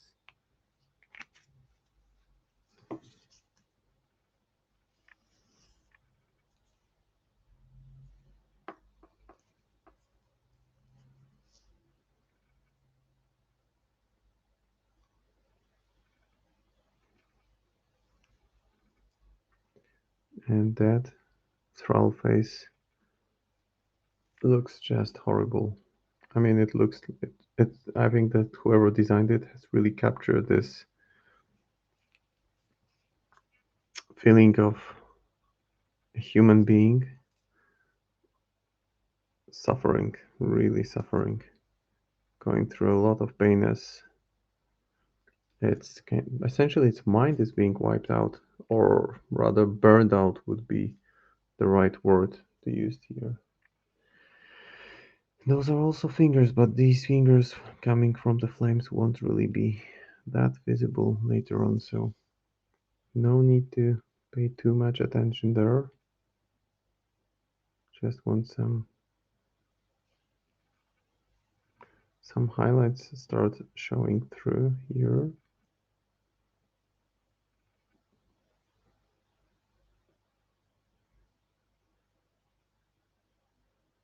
And some highlights are showing.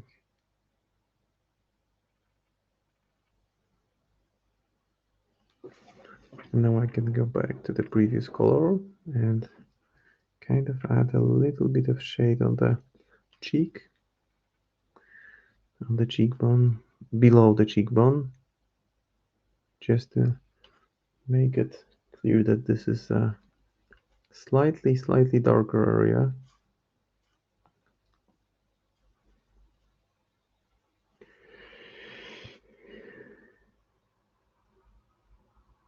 Okay, it's a smooth transition, but it's there.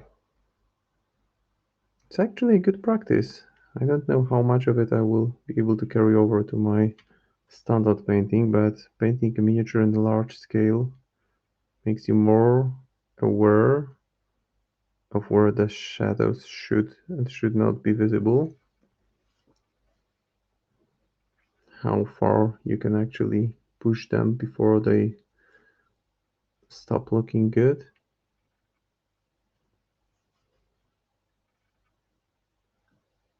And it's a good exercise in control of the process actually.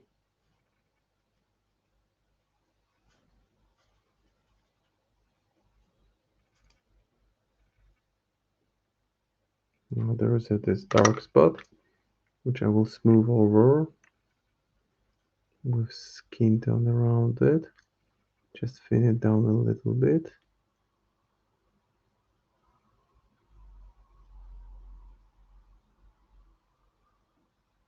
That's what I meant. And keep on building the highlights. So for sure, starting from the tip of the nose, and a little bit on the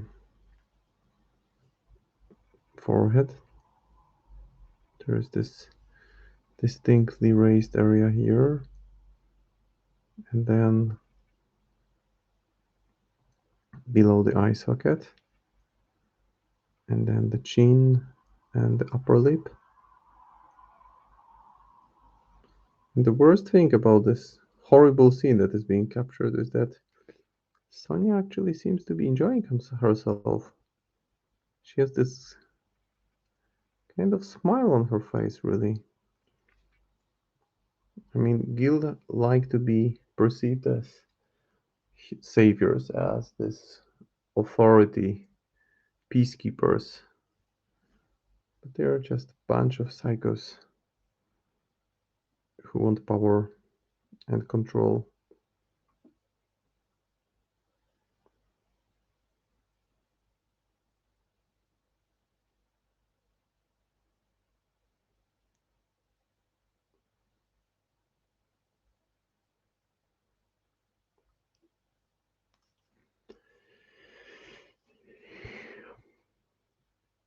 I'm just taking in deep breaths because it feels like when I'm really focusing, I just stop breathing or don't breathe as much as I should.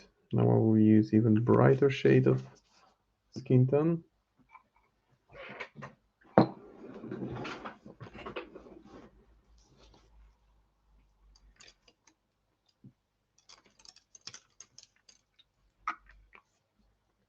So mixing in some white with the base, with the bright skin tone. I think it's called Midland Flesh. Not like Midland, but Midlund. Midlund Flesh. Maybe that I believe is the name of the paint. And this is where I want to be really careful and cover significantly smaller area. That way the highlights are really coming along.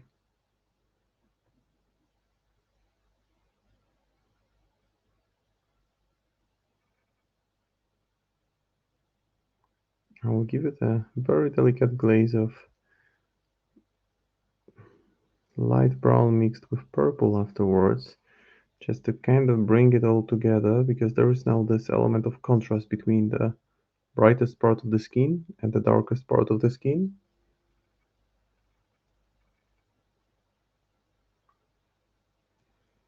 Now I'm really enjoying it because it's different. It's completely different to what I've been working on in recent months.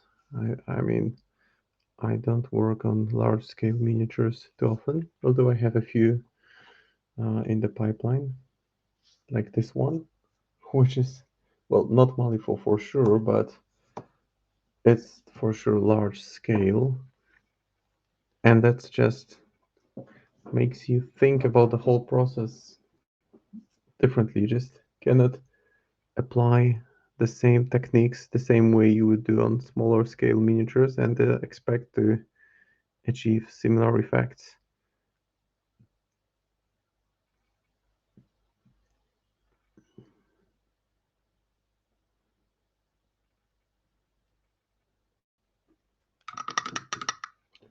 Okay, maybe a few more touches to the fingers, even brighter spots, and then maybe a small one or two, maybe two highlights on the face. And again, as I said, those fingers will be burning with flames anyway, so yeah, I'm not cutting corners here by any means. It's just that I know that regardless of how much effort I put here, this part will be covered with flames, so there is no need to be that meticulous here. Just don't see a point of putting in very thorough highlights to the parts which are not really going to be visible anyway. So now this almost white. So I'm using ivory white with a very, very light addition of bright flesh tone, and even covering smaller surface now.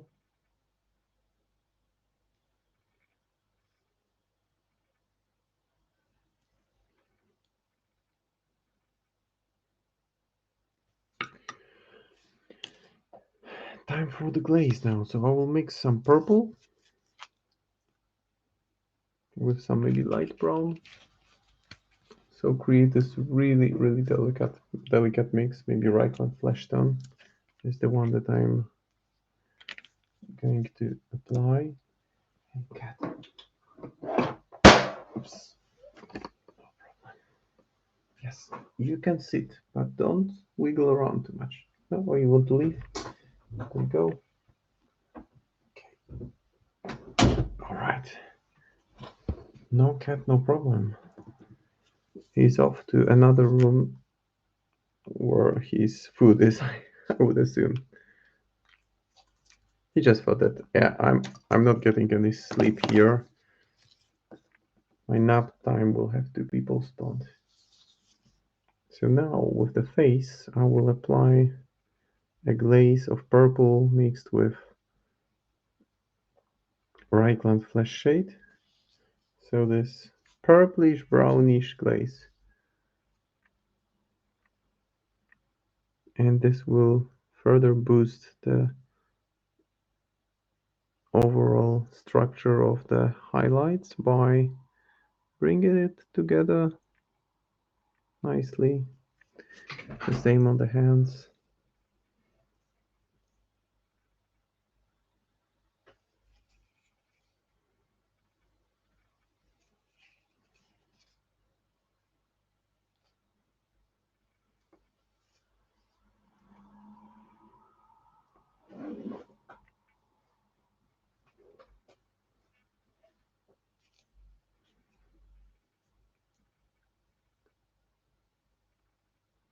I can somewhat control it by just removing the excess. And I will paint the lower lip in a second.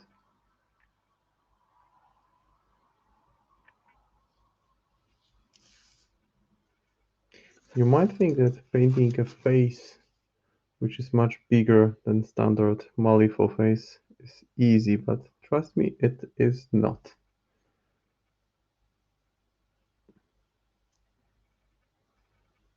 Even if you're doing essentially what is the same thing, you do it differently, and it just is challenging. But it's a fun challenge. It's a good challenge to have. Now, eye socket. This area I want to keep it darker. While it dries, I might actually go ahead and paint the hair red, just to put some kind of frame to the head. And I will be using Blood Angel's green, so contrast paint, yay! Some contrast paint as base color. And I showed this one for reference, because that's more or less the direction I will be going with for her as well. It's an entirely different miniature, but just a good reference to show the artistic direction I will be taking here. So why contrast now? Because it will tint the hair. It will leave the darker areas dark, brighter areas somewhat brighter. I will let some darker shade, maybe brown, maybe even purple or touch of blue actually to the most recessed areas, just to make sure that this three-dimensionality of her is really accounted for.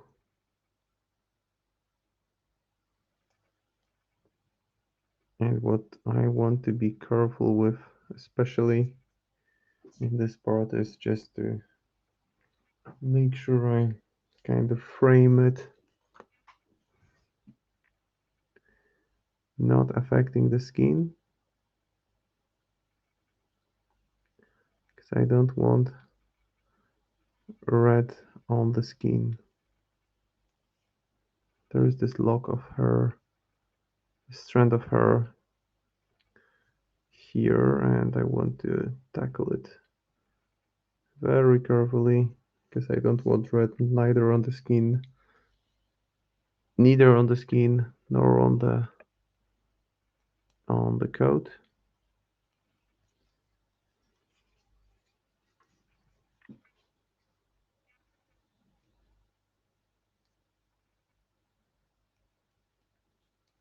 So whoever at Word decided that this will be a miniature I will enjoy painting, thank you.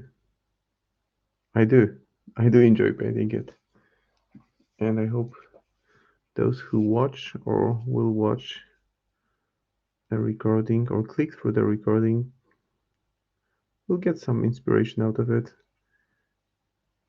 to do similar paint job, better paint job, different paint job. I for sure learn a lot by observing works of others. Hey, third hour of the stream, and I feel like I'm still starting on this model, really. Although, to be honest, there's been significant progress since the beginning of the stream. There's no denying it that some progress has been made.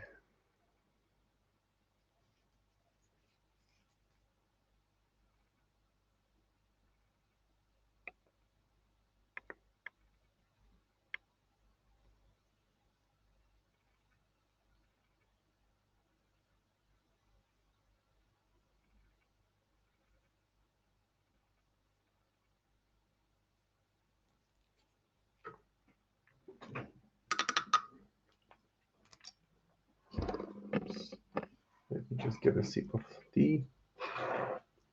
Well, it's not tea, it's yerba, but something that has some caffeine and keeps me hydrated. Wow, it will be fun to then highlight the hair. I think I will do that. I should be able to do the hair during today's stream or tonight's stream. Don't see a reason why not.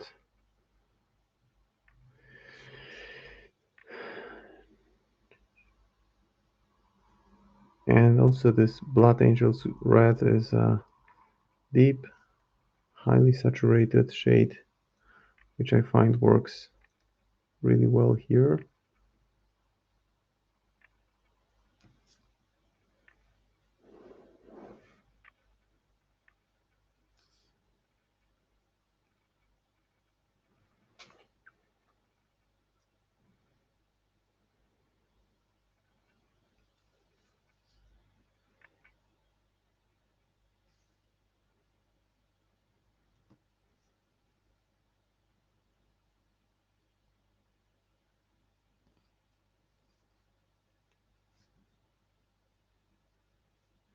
So now that I've worked around it, I just feel more confident applying more bold brush strokes with larger brush to the midsection, because I know that the kind of frame around that where the hair meets the other part of the body or the miniature, it's already sorted, and I don't need to be super careful with brush strokes,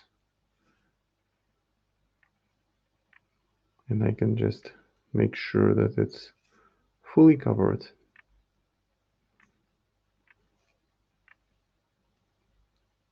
At all the areas I access.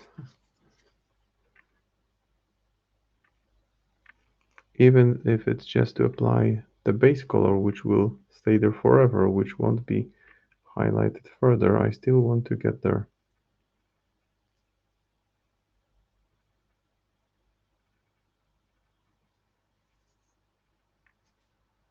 Okay, now that's already looking like Sonnia Creed,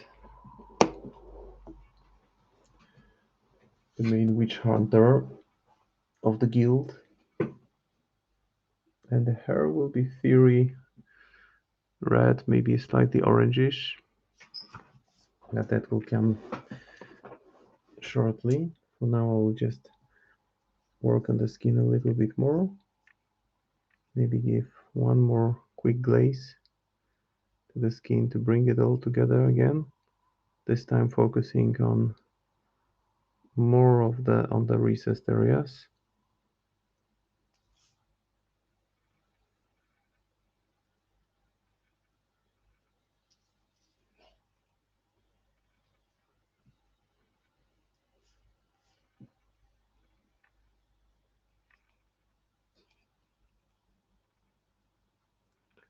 So just working on the shades a little bit more. That's more like it. And now for the lips. For the lower lip, so there is Sonnia. Already looking pretty neat. Let me just refill my yerba with warm water. Let it brew for a while.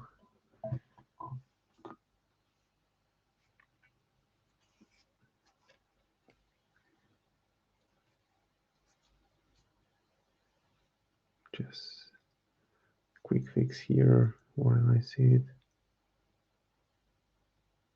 Maybe here. Okay. This time for the lower lip. And for that, I will be using Emperor's Children. Nothing really fancy about it, just pure bright pink color that will nicely stand in contrast. And I see I need to retouch at least 2 sections of red hair. But before I do it, I will just retouch the lower lip. See, it's just a matter of applying pink. Nothing really fancy there. I might go a little bit brighter with the addition of white to the pink.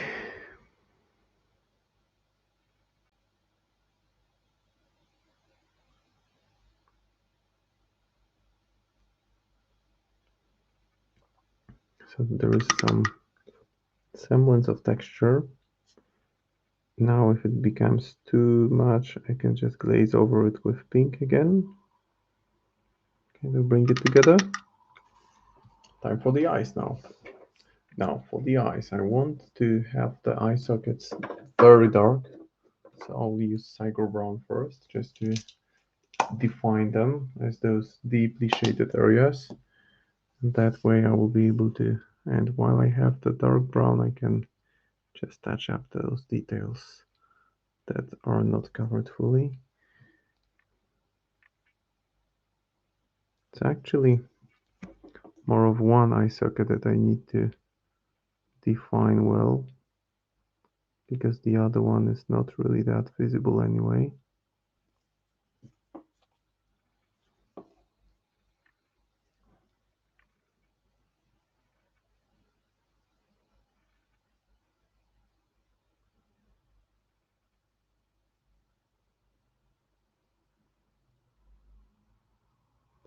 And the eyebrow should also be darker than the hair. So I'll just make a thin line.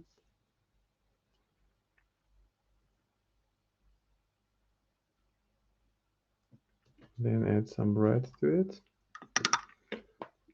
And that way it will be dark brown red with slight hint of red.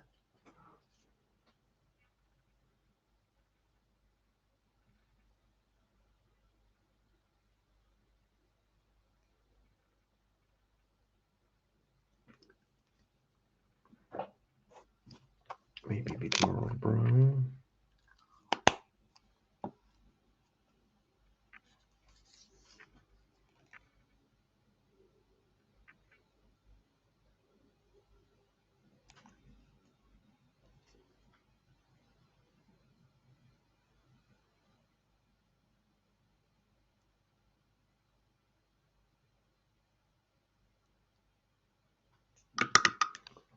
And I can start working on the eye, the only eye that is visible, which makes it somewhat easier. I will start with applying just pure red.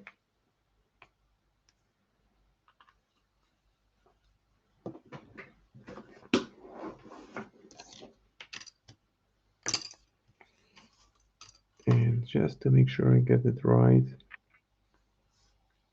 I need to hold it very carefully at an angle that allows me to really define where the eye is quite well. A few passes of brush over the same area just to clearly define it.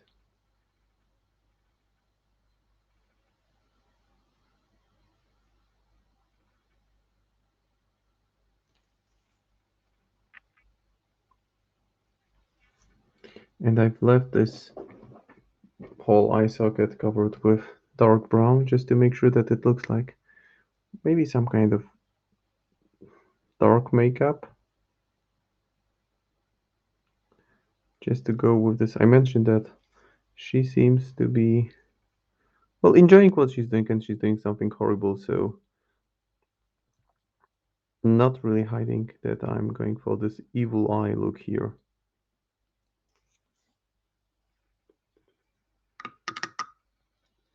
So that's the red base coat for the eye. It's already looking pretty good.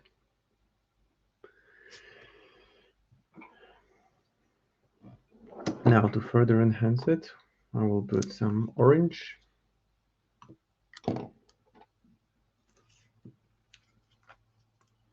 Then yellow, then white, and then red ink for this glow-like effect.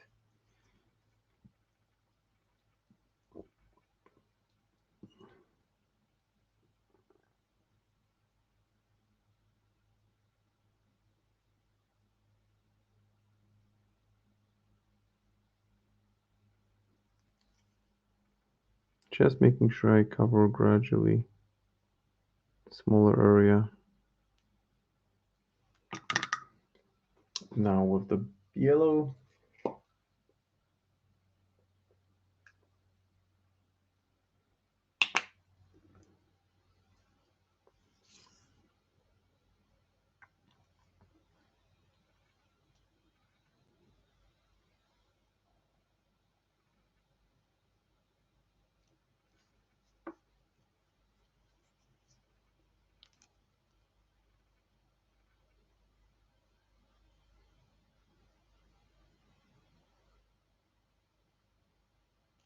just making sure that some part around yellow is visible.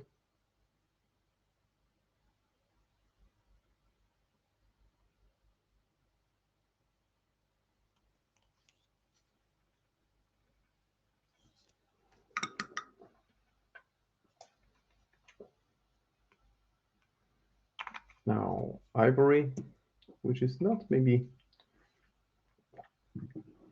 pure white, but I will still mix it slightly with yellow and just add it to kind of the middle.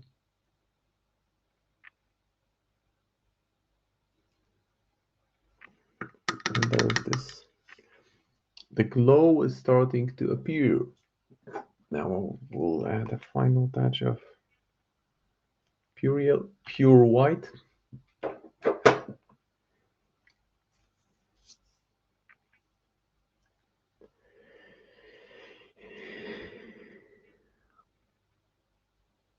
Somewhere in the middle.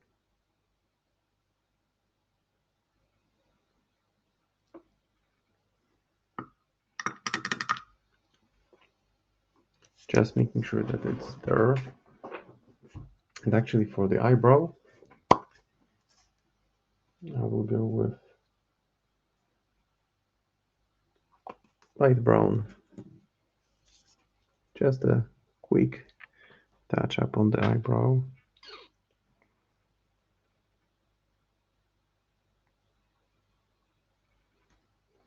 Now I'm making it really hard for myself to see anything, but as long as you guys see what's happening, that's what matters. Just creating this somewhat bushy structure of the eyebrow. And for the final section, just the blood letter glaze of the whole eye.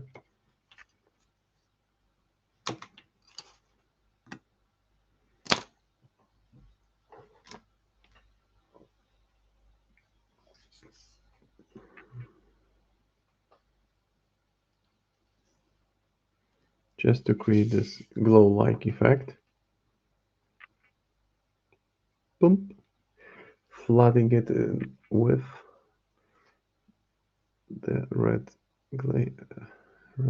ink. And actually I might as well add some red ink to the left socket. Just so that there is some kind of reddish glow visible.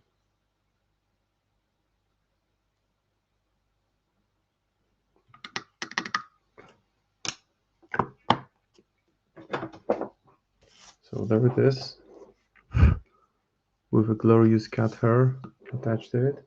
But let me just lean it closer to the camera. The red glow around the eye is already showing through. Yeah, there is the focus. So the skin tone, the eye, and the coat. So that's part of my plan minimum for tonight. Now, the hair, which I may or may not be able to do during the final 30 minutes of the stream, which is fine either way because I'm in no rush. So I'll just use this Model Air red. Why I'm using Model Air, which are paints which theoretically have the consistency to be used with airbrush straight away, which is not true because you still need to you still want to dilute them slightly. For airbrush you need perfect dilution, and that's not perfect. Maybe if it's brand new, maybe then it works this way.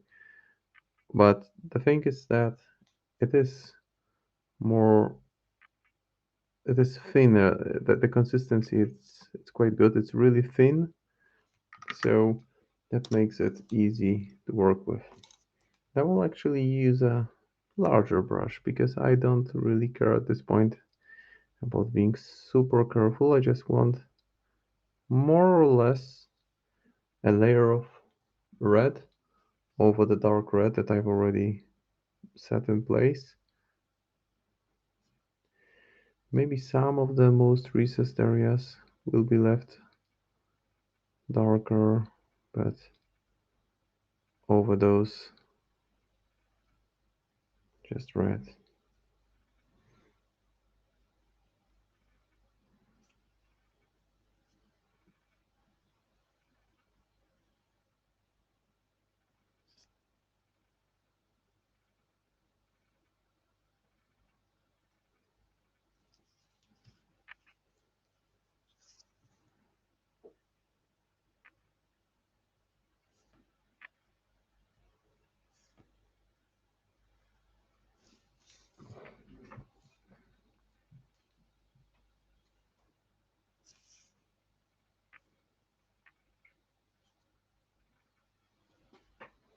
Exciting stuff next week. Whoa, that is exciting. Tell us more. More. Give us a hint. Is it about major announcements connected with Malifaux? Maybe a new book, maybe some hint about what's going to happen for the Easter. Maybe some exciting news about new models for the Easter sale. New releases that you hadn't expected, but they got there.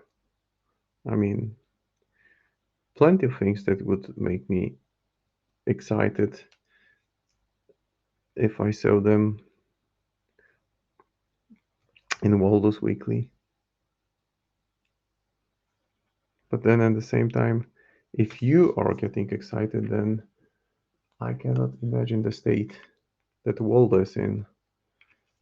Because your excitement means he's, wow, double the fun, double the meanness.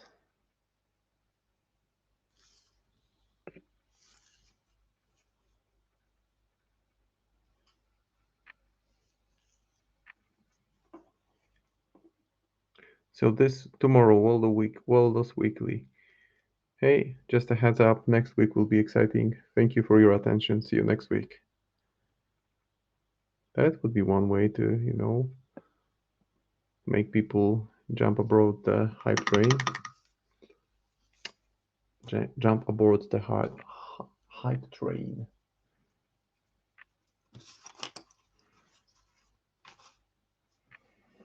I can even go heavier with this pass of red because I just want to kind of reinforce the red before I bring it to the orange yellow range to make it look like a really fiery color.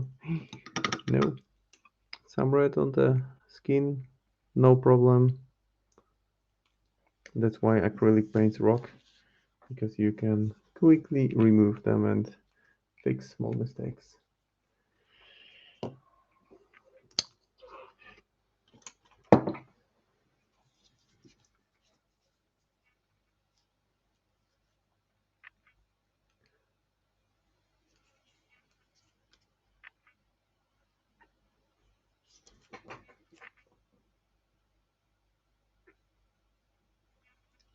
And now that red has this, highlighting red is never easy because it's not a color that, for example, with brown, you can mix in yellow and it immediately becomes warm brown. If I mix, well, any color you mix with red makes it look less red and more of that color. So what uh, what I want to do when I paint red is to make sure that I use different shades of red. That's one way of getting around that. Just make sure you have different shades of red and you're good to go. Here, however, it's not about having her red because I want it more orangish.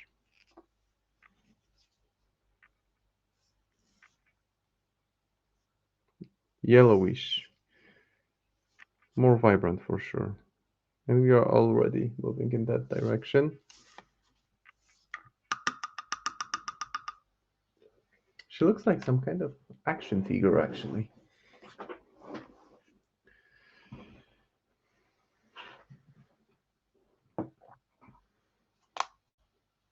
Now for orange. I will just add orange to the red. And come on, Kimberly, you need to give us something. You just wrote that exciting things are going to happen.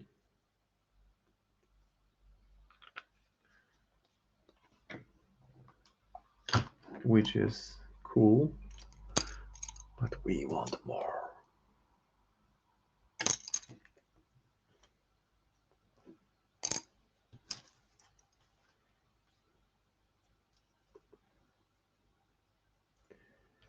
Well, anyway, I will be clicking the refresh button on my Facebook and Discord feed from late afternoon local time in Poland, which is early afternoon word time in the US. So for now, just light overbrush with orange, just to kind of define the individual strands of hair that I will be more meticulously dealing with in a second.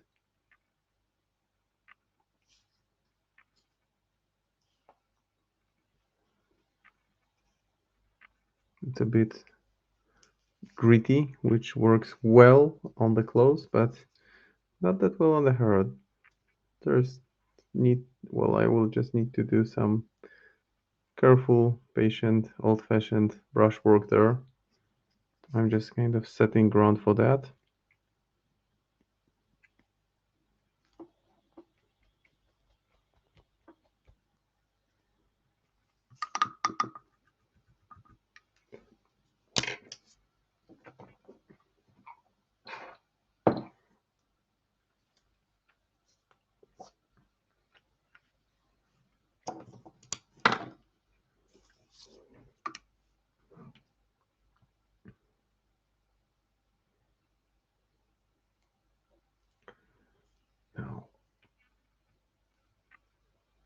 the most time-consuming part comes now. Maybe not the most, but a time-consuming part where I highlight every single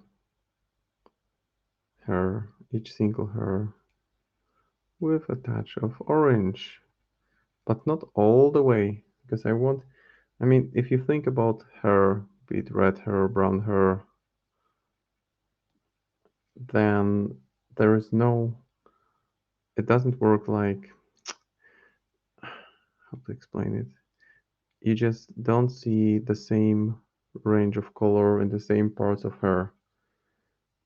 Light hits it in complex way, and you have strands of hair which look fully dark, fully bright, bright to the midpoint, bright all the way. So I will just have some focal points, maybe more of a focal point here above the head, where I will push the highlights a bit further to the yellow range, maybe even white range. And with the rest, I will just keep it red and orange.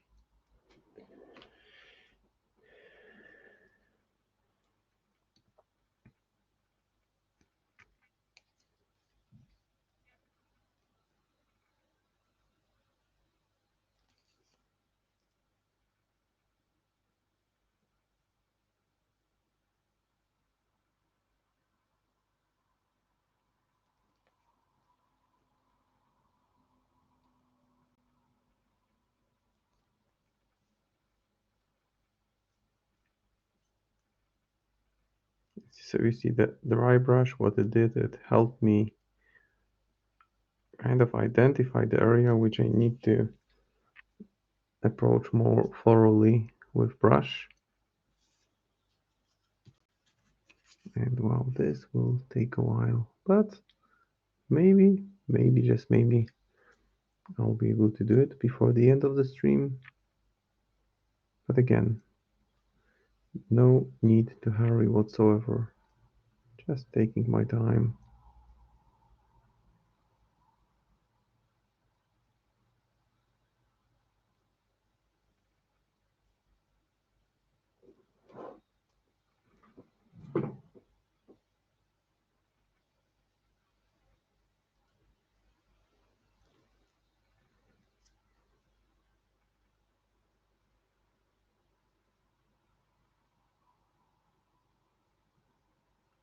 Some of it will stay dark. And, well, I may actually go ahead and use some dark browning and let it flow into the recessed areas. Just to keep it much darker in some sections. Because otherwise, the hair will look just red and orange and will lose the depth that I've put in by starting with very dark red.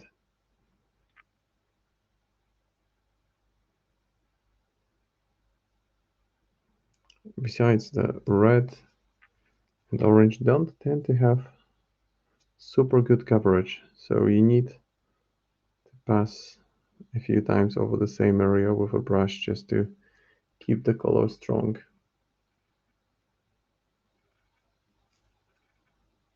And build it gradually.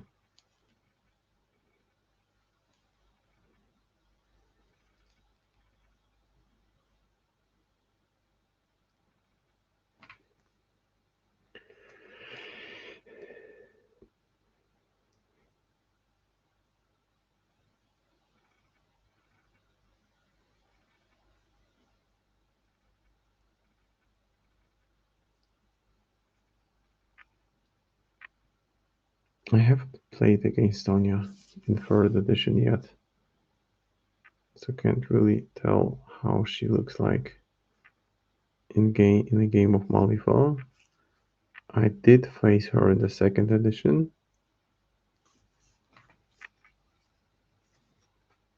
but then haven't really played that much. Although in recent weeks it's been better. I've been consistently getting some games in, and hope the trend continues.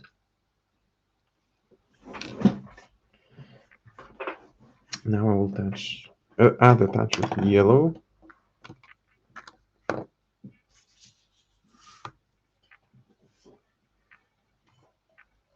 So next week, what I will work on will be the trousers, the leather belts. That I think will be at least 1 hour. Then the sword. And then I can move to the thrall and paint the base, which I don't think that the base itself is that interesting because it will be a lot of meticulous work to just make sure that this mosaic pattern looks interesting. And I may just end up doing it offline. But I may still do it in the stream. I will think about it. Maybe I will just start, see how it goes, and if I think it's a process that's worth devoting a chunk of time into over the stream, then I will do it this way.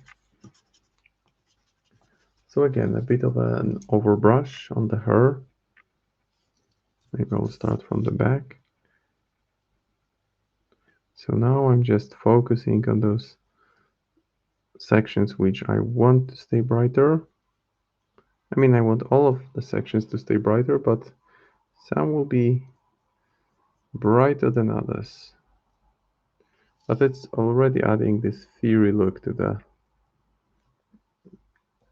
hair, which is something that I had been planning.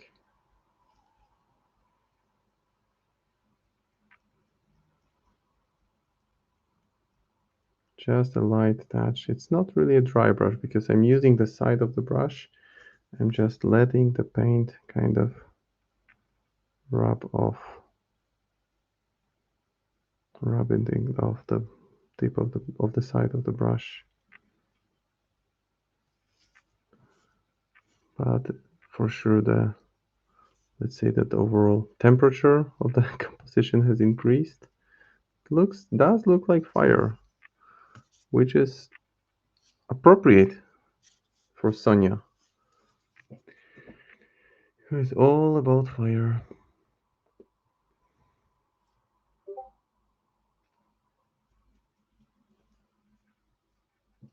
It's funny that Kimberly said that we are getting ready for exciting stuff next week, and then she disappeared from the chat. And I brought up the subject of Waldo getting excited, and now I'm getting concerned. Hope she's fine. Never know with Waldo.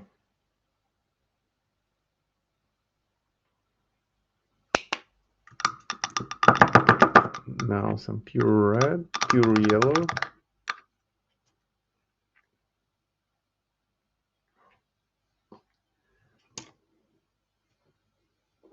Maybe a little bit more of dry brush. Just looking for the right brush to continue. Maybe this one. Yeah, no problem. I just,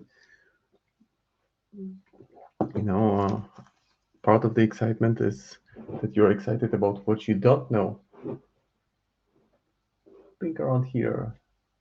There is a spring in our step. Wow, that's an indication. That is an indication for sure. And I'm glad to know that there is a spring in a spring with capital S in your step at word, because a spring in your step means that things are getting green and happy and active, and Easter is near. So yeah, that's awesome. Good to know that excitement is tangible.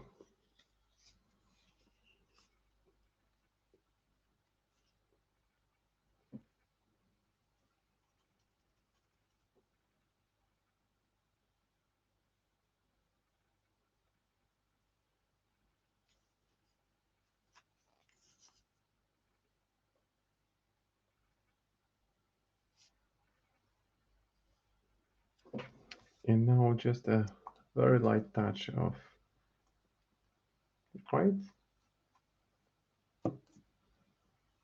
Hopping around.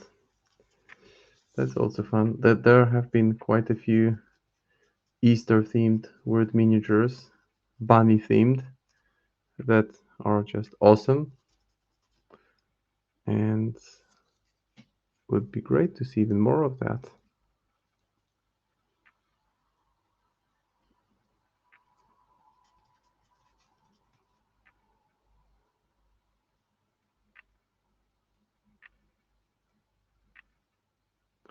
I will then give it a glaze of,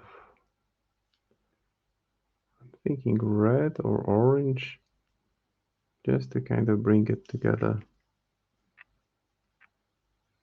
Maybe not. Maybe it will be enough.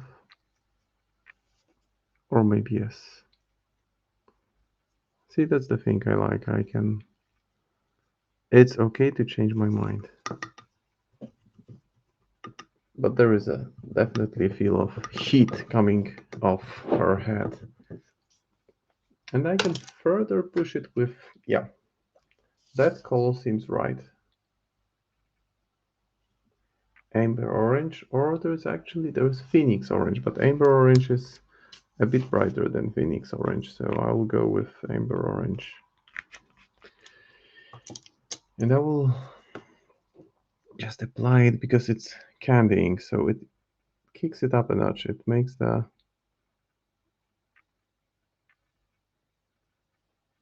it look more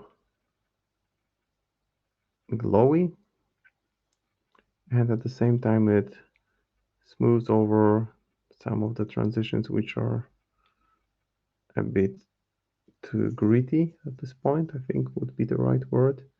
So I will just apply it generously over the back and then just use the side of the tip of my brush to remove the excess from the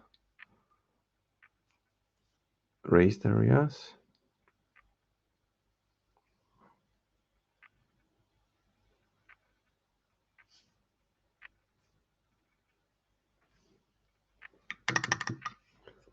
And I can then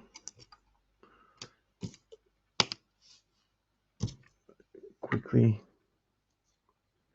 get a few highlights in. I mean quickly. Confidently, not quickly. I don't need to hurry. There's still a bit of time left. Just adding a very light highlight of watered down yellow mixed with white on the raised areas. Just to bring them slightly up.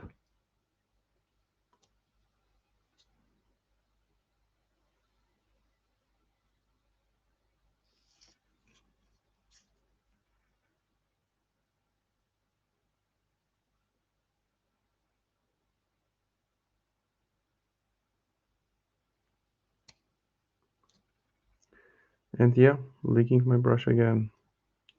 Can't help myself.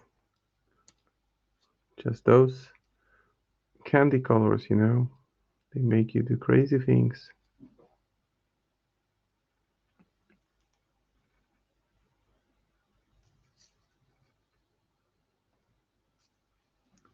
Maybe a bit of a light touch to the side here.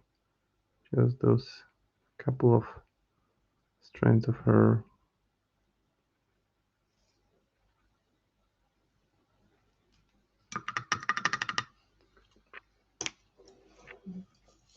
Okay, let's just see and reevaluate how much more I want to do. Maybe just a couple touches because it's easy to overdo. The temptation is there. Oh, okay, just a touch here and there, and then you think, oh, that's too far, and it's too late to fix.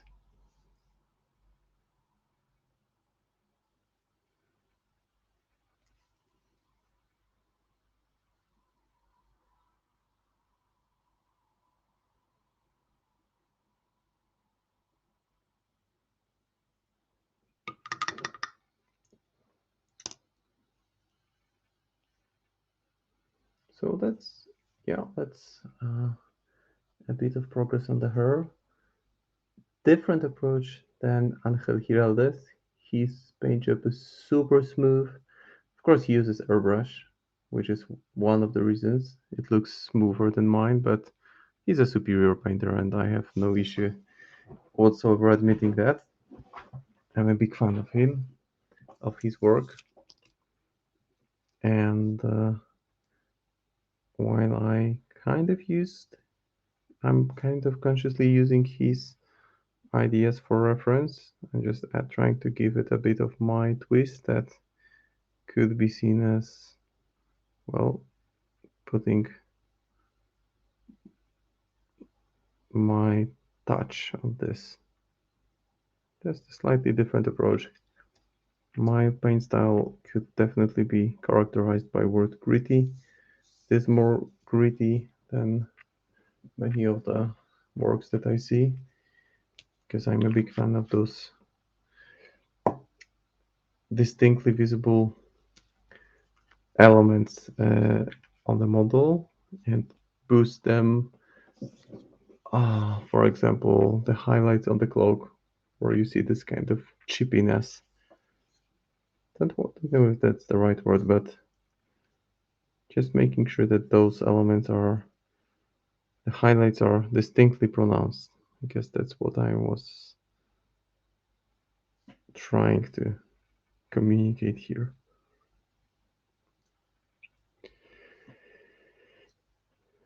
So I'm pretty happy with the progress that's been made over the stream, because that was my plan minimum, to have the cloak,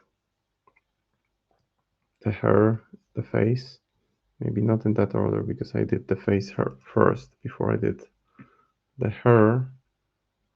But the thing is that it's considerable progress, and I feel confident as I'm slowly beginning to wrap up here, that then over the course of next one stream, or I would say next two streams, I'll be able to paint it, because there is still plenty of work.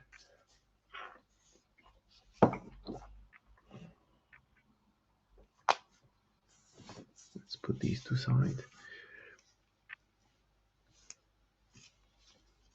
And the back. Yeah, it still looks super glossy, but it is not in real life. There is some extra depth here. The hair should look more glossy, because there is some candying there.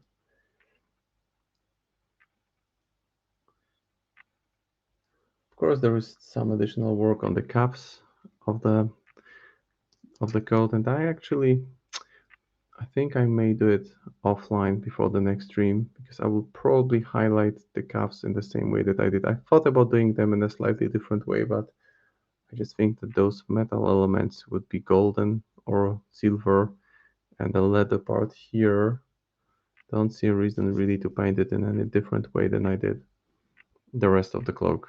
So that was something I might just pick on offline and get it prepped for the next part. Then I still need to think how to tackle the raised areas. And maybe I will filter it a bit more just to keep it a bit darker. I may actually do it right now. I'll just go ahead with pure null oil and add another kind of dark filter over this part.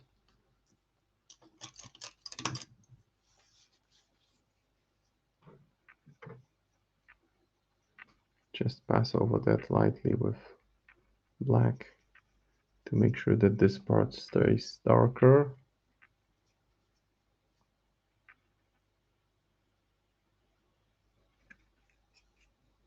At least slightly darker.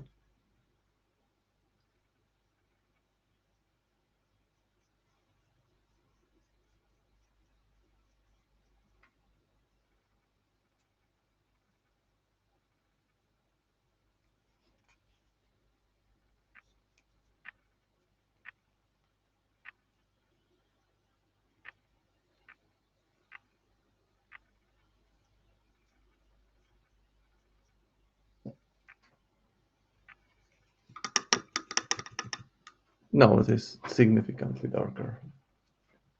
Thank you for the Connect reference, Kimberly. Much appreciated.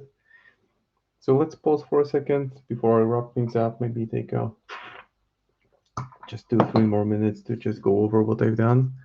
And once again, for those of you who were not at the beginning, I've been painting new Sonnia model from the Iconic range. And this is a box which has this large scale Sonnia miniature, which compared to standard size, which also includes the mini version, which is essentially the same sculpt, only instead of holding head of a kneeling, unfortunate uh, person who's being turned into witching thrall, she's holding a skull. Just to compare her for reference, here is a big model from Malifaux range, so a Guardian, as you can see next to her, she's quite big. And there is also the thrall.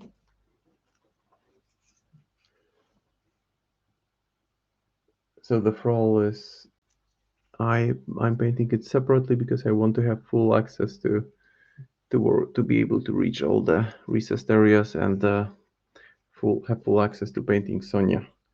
So for the next time, I will be working on her jeans, belts, maybe some metallics here, maybe the back as well. Seems like feasible that I could do the whole miniature over the course of next stream. And then I can move on to the thrall. So and the special effects. I expect that I may need 1 more or 2 more streams, who knows. It's a complex miniature and painting it requires a different approach than you would have while working on a smaller one, because it just takes more time, that's for sure. And the backside here is a very good example that it just took me an hour and a half almost just to paint the cloak, to the point where I felt happy with the results, because my goal was to have this transition from super dark recessed areas to almost yellow, almost white highlights. And the face was also a bit of a challenge, because while it might seem easier than painting tiny faces, it still was a challenge to get the highlights right, because your brain tends to be used to this small scale, and then with large scale it becomes a bit more complex. It's just different take, and it's a very good exercise, and I think I've learned a few lessons today that I can carry over to painting smaller scales miniatures. So plenty of ideas for the next one. And I think it's a wrap for tonight. Thank you for following. I absolutely look forward to continuing work next week. And have a great rest of the day, everyone. Take care. Bye bye.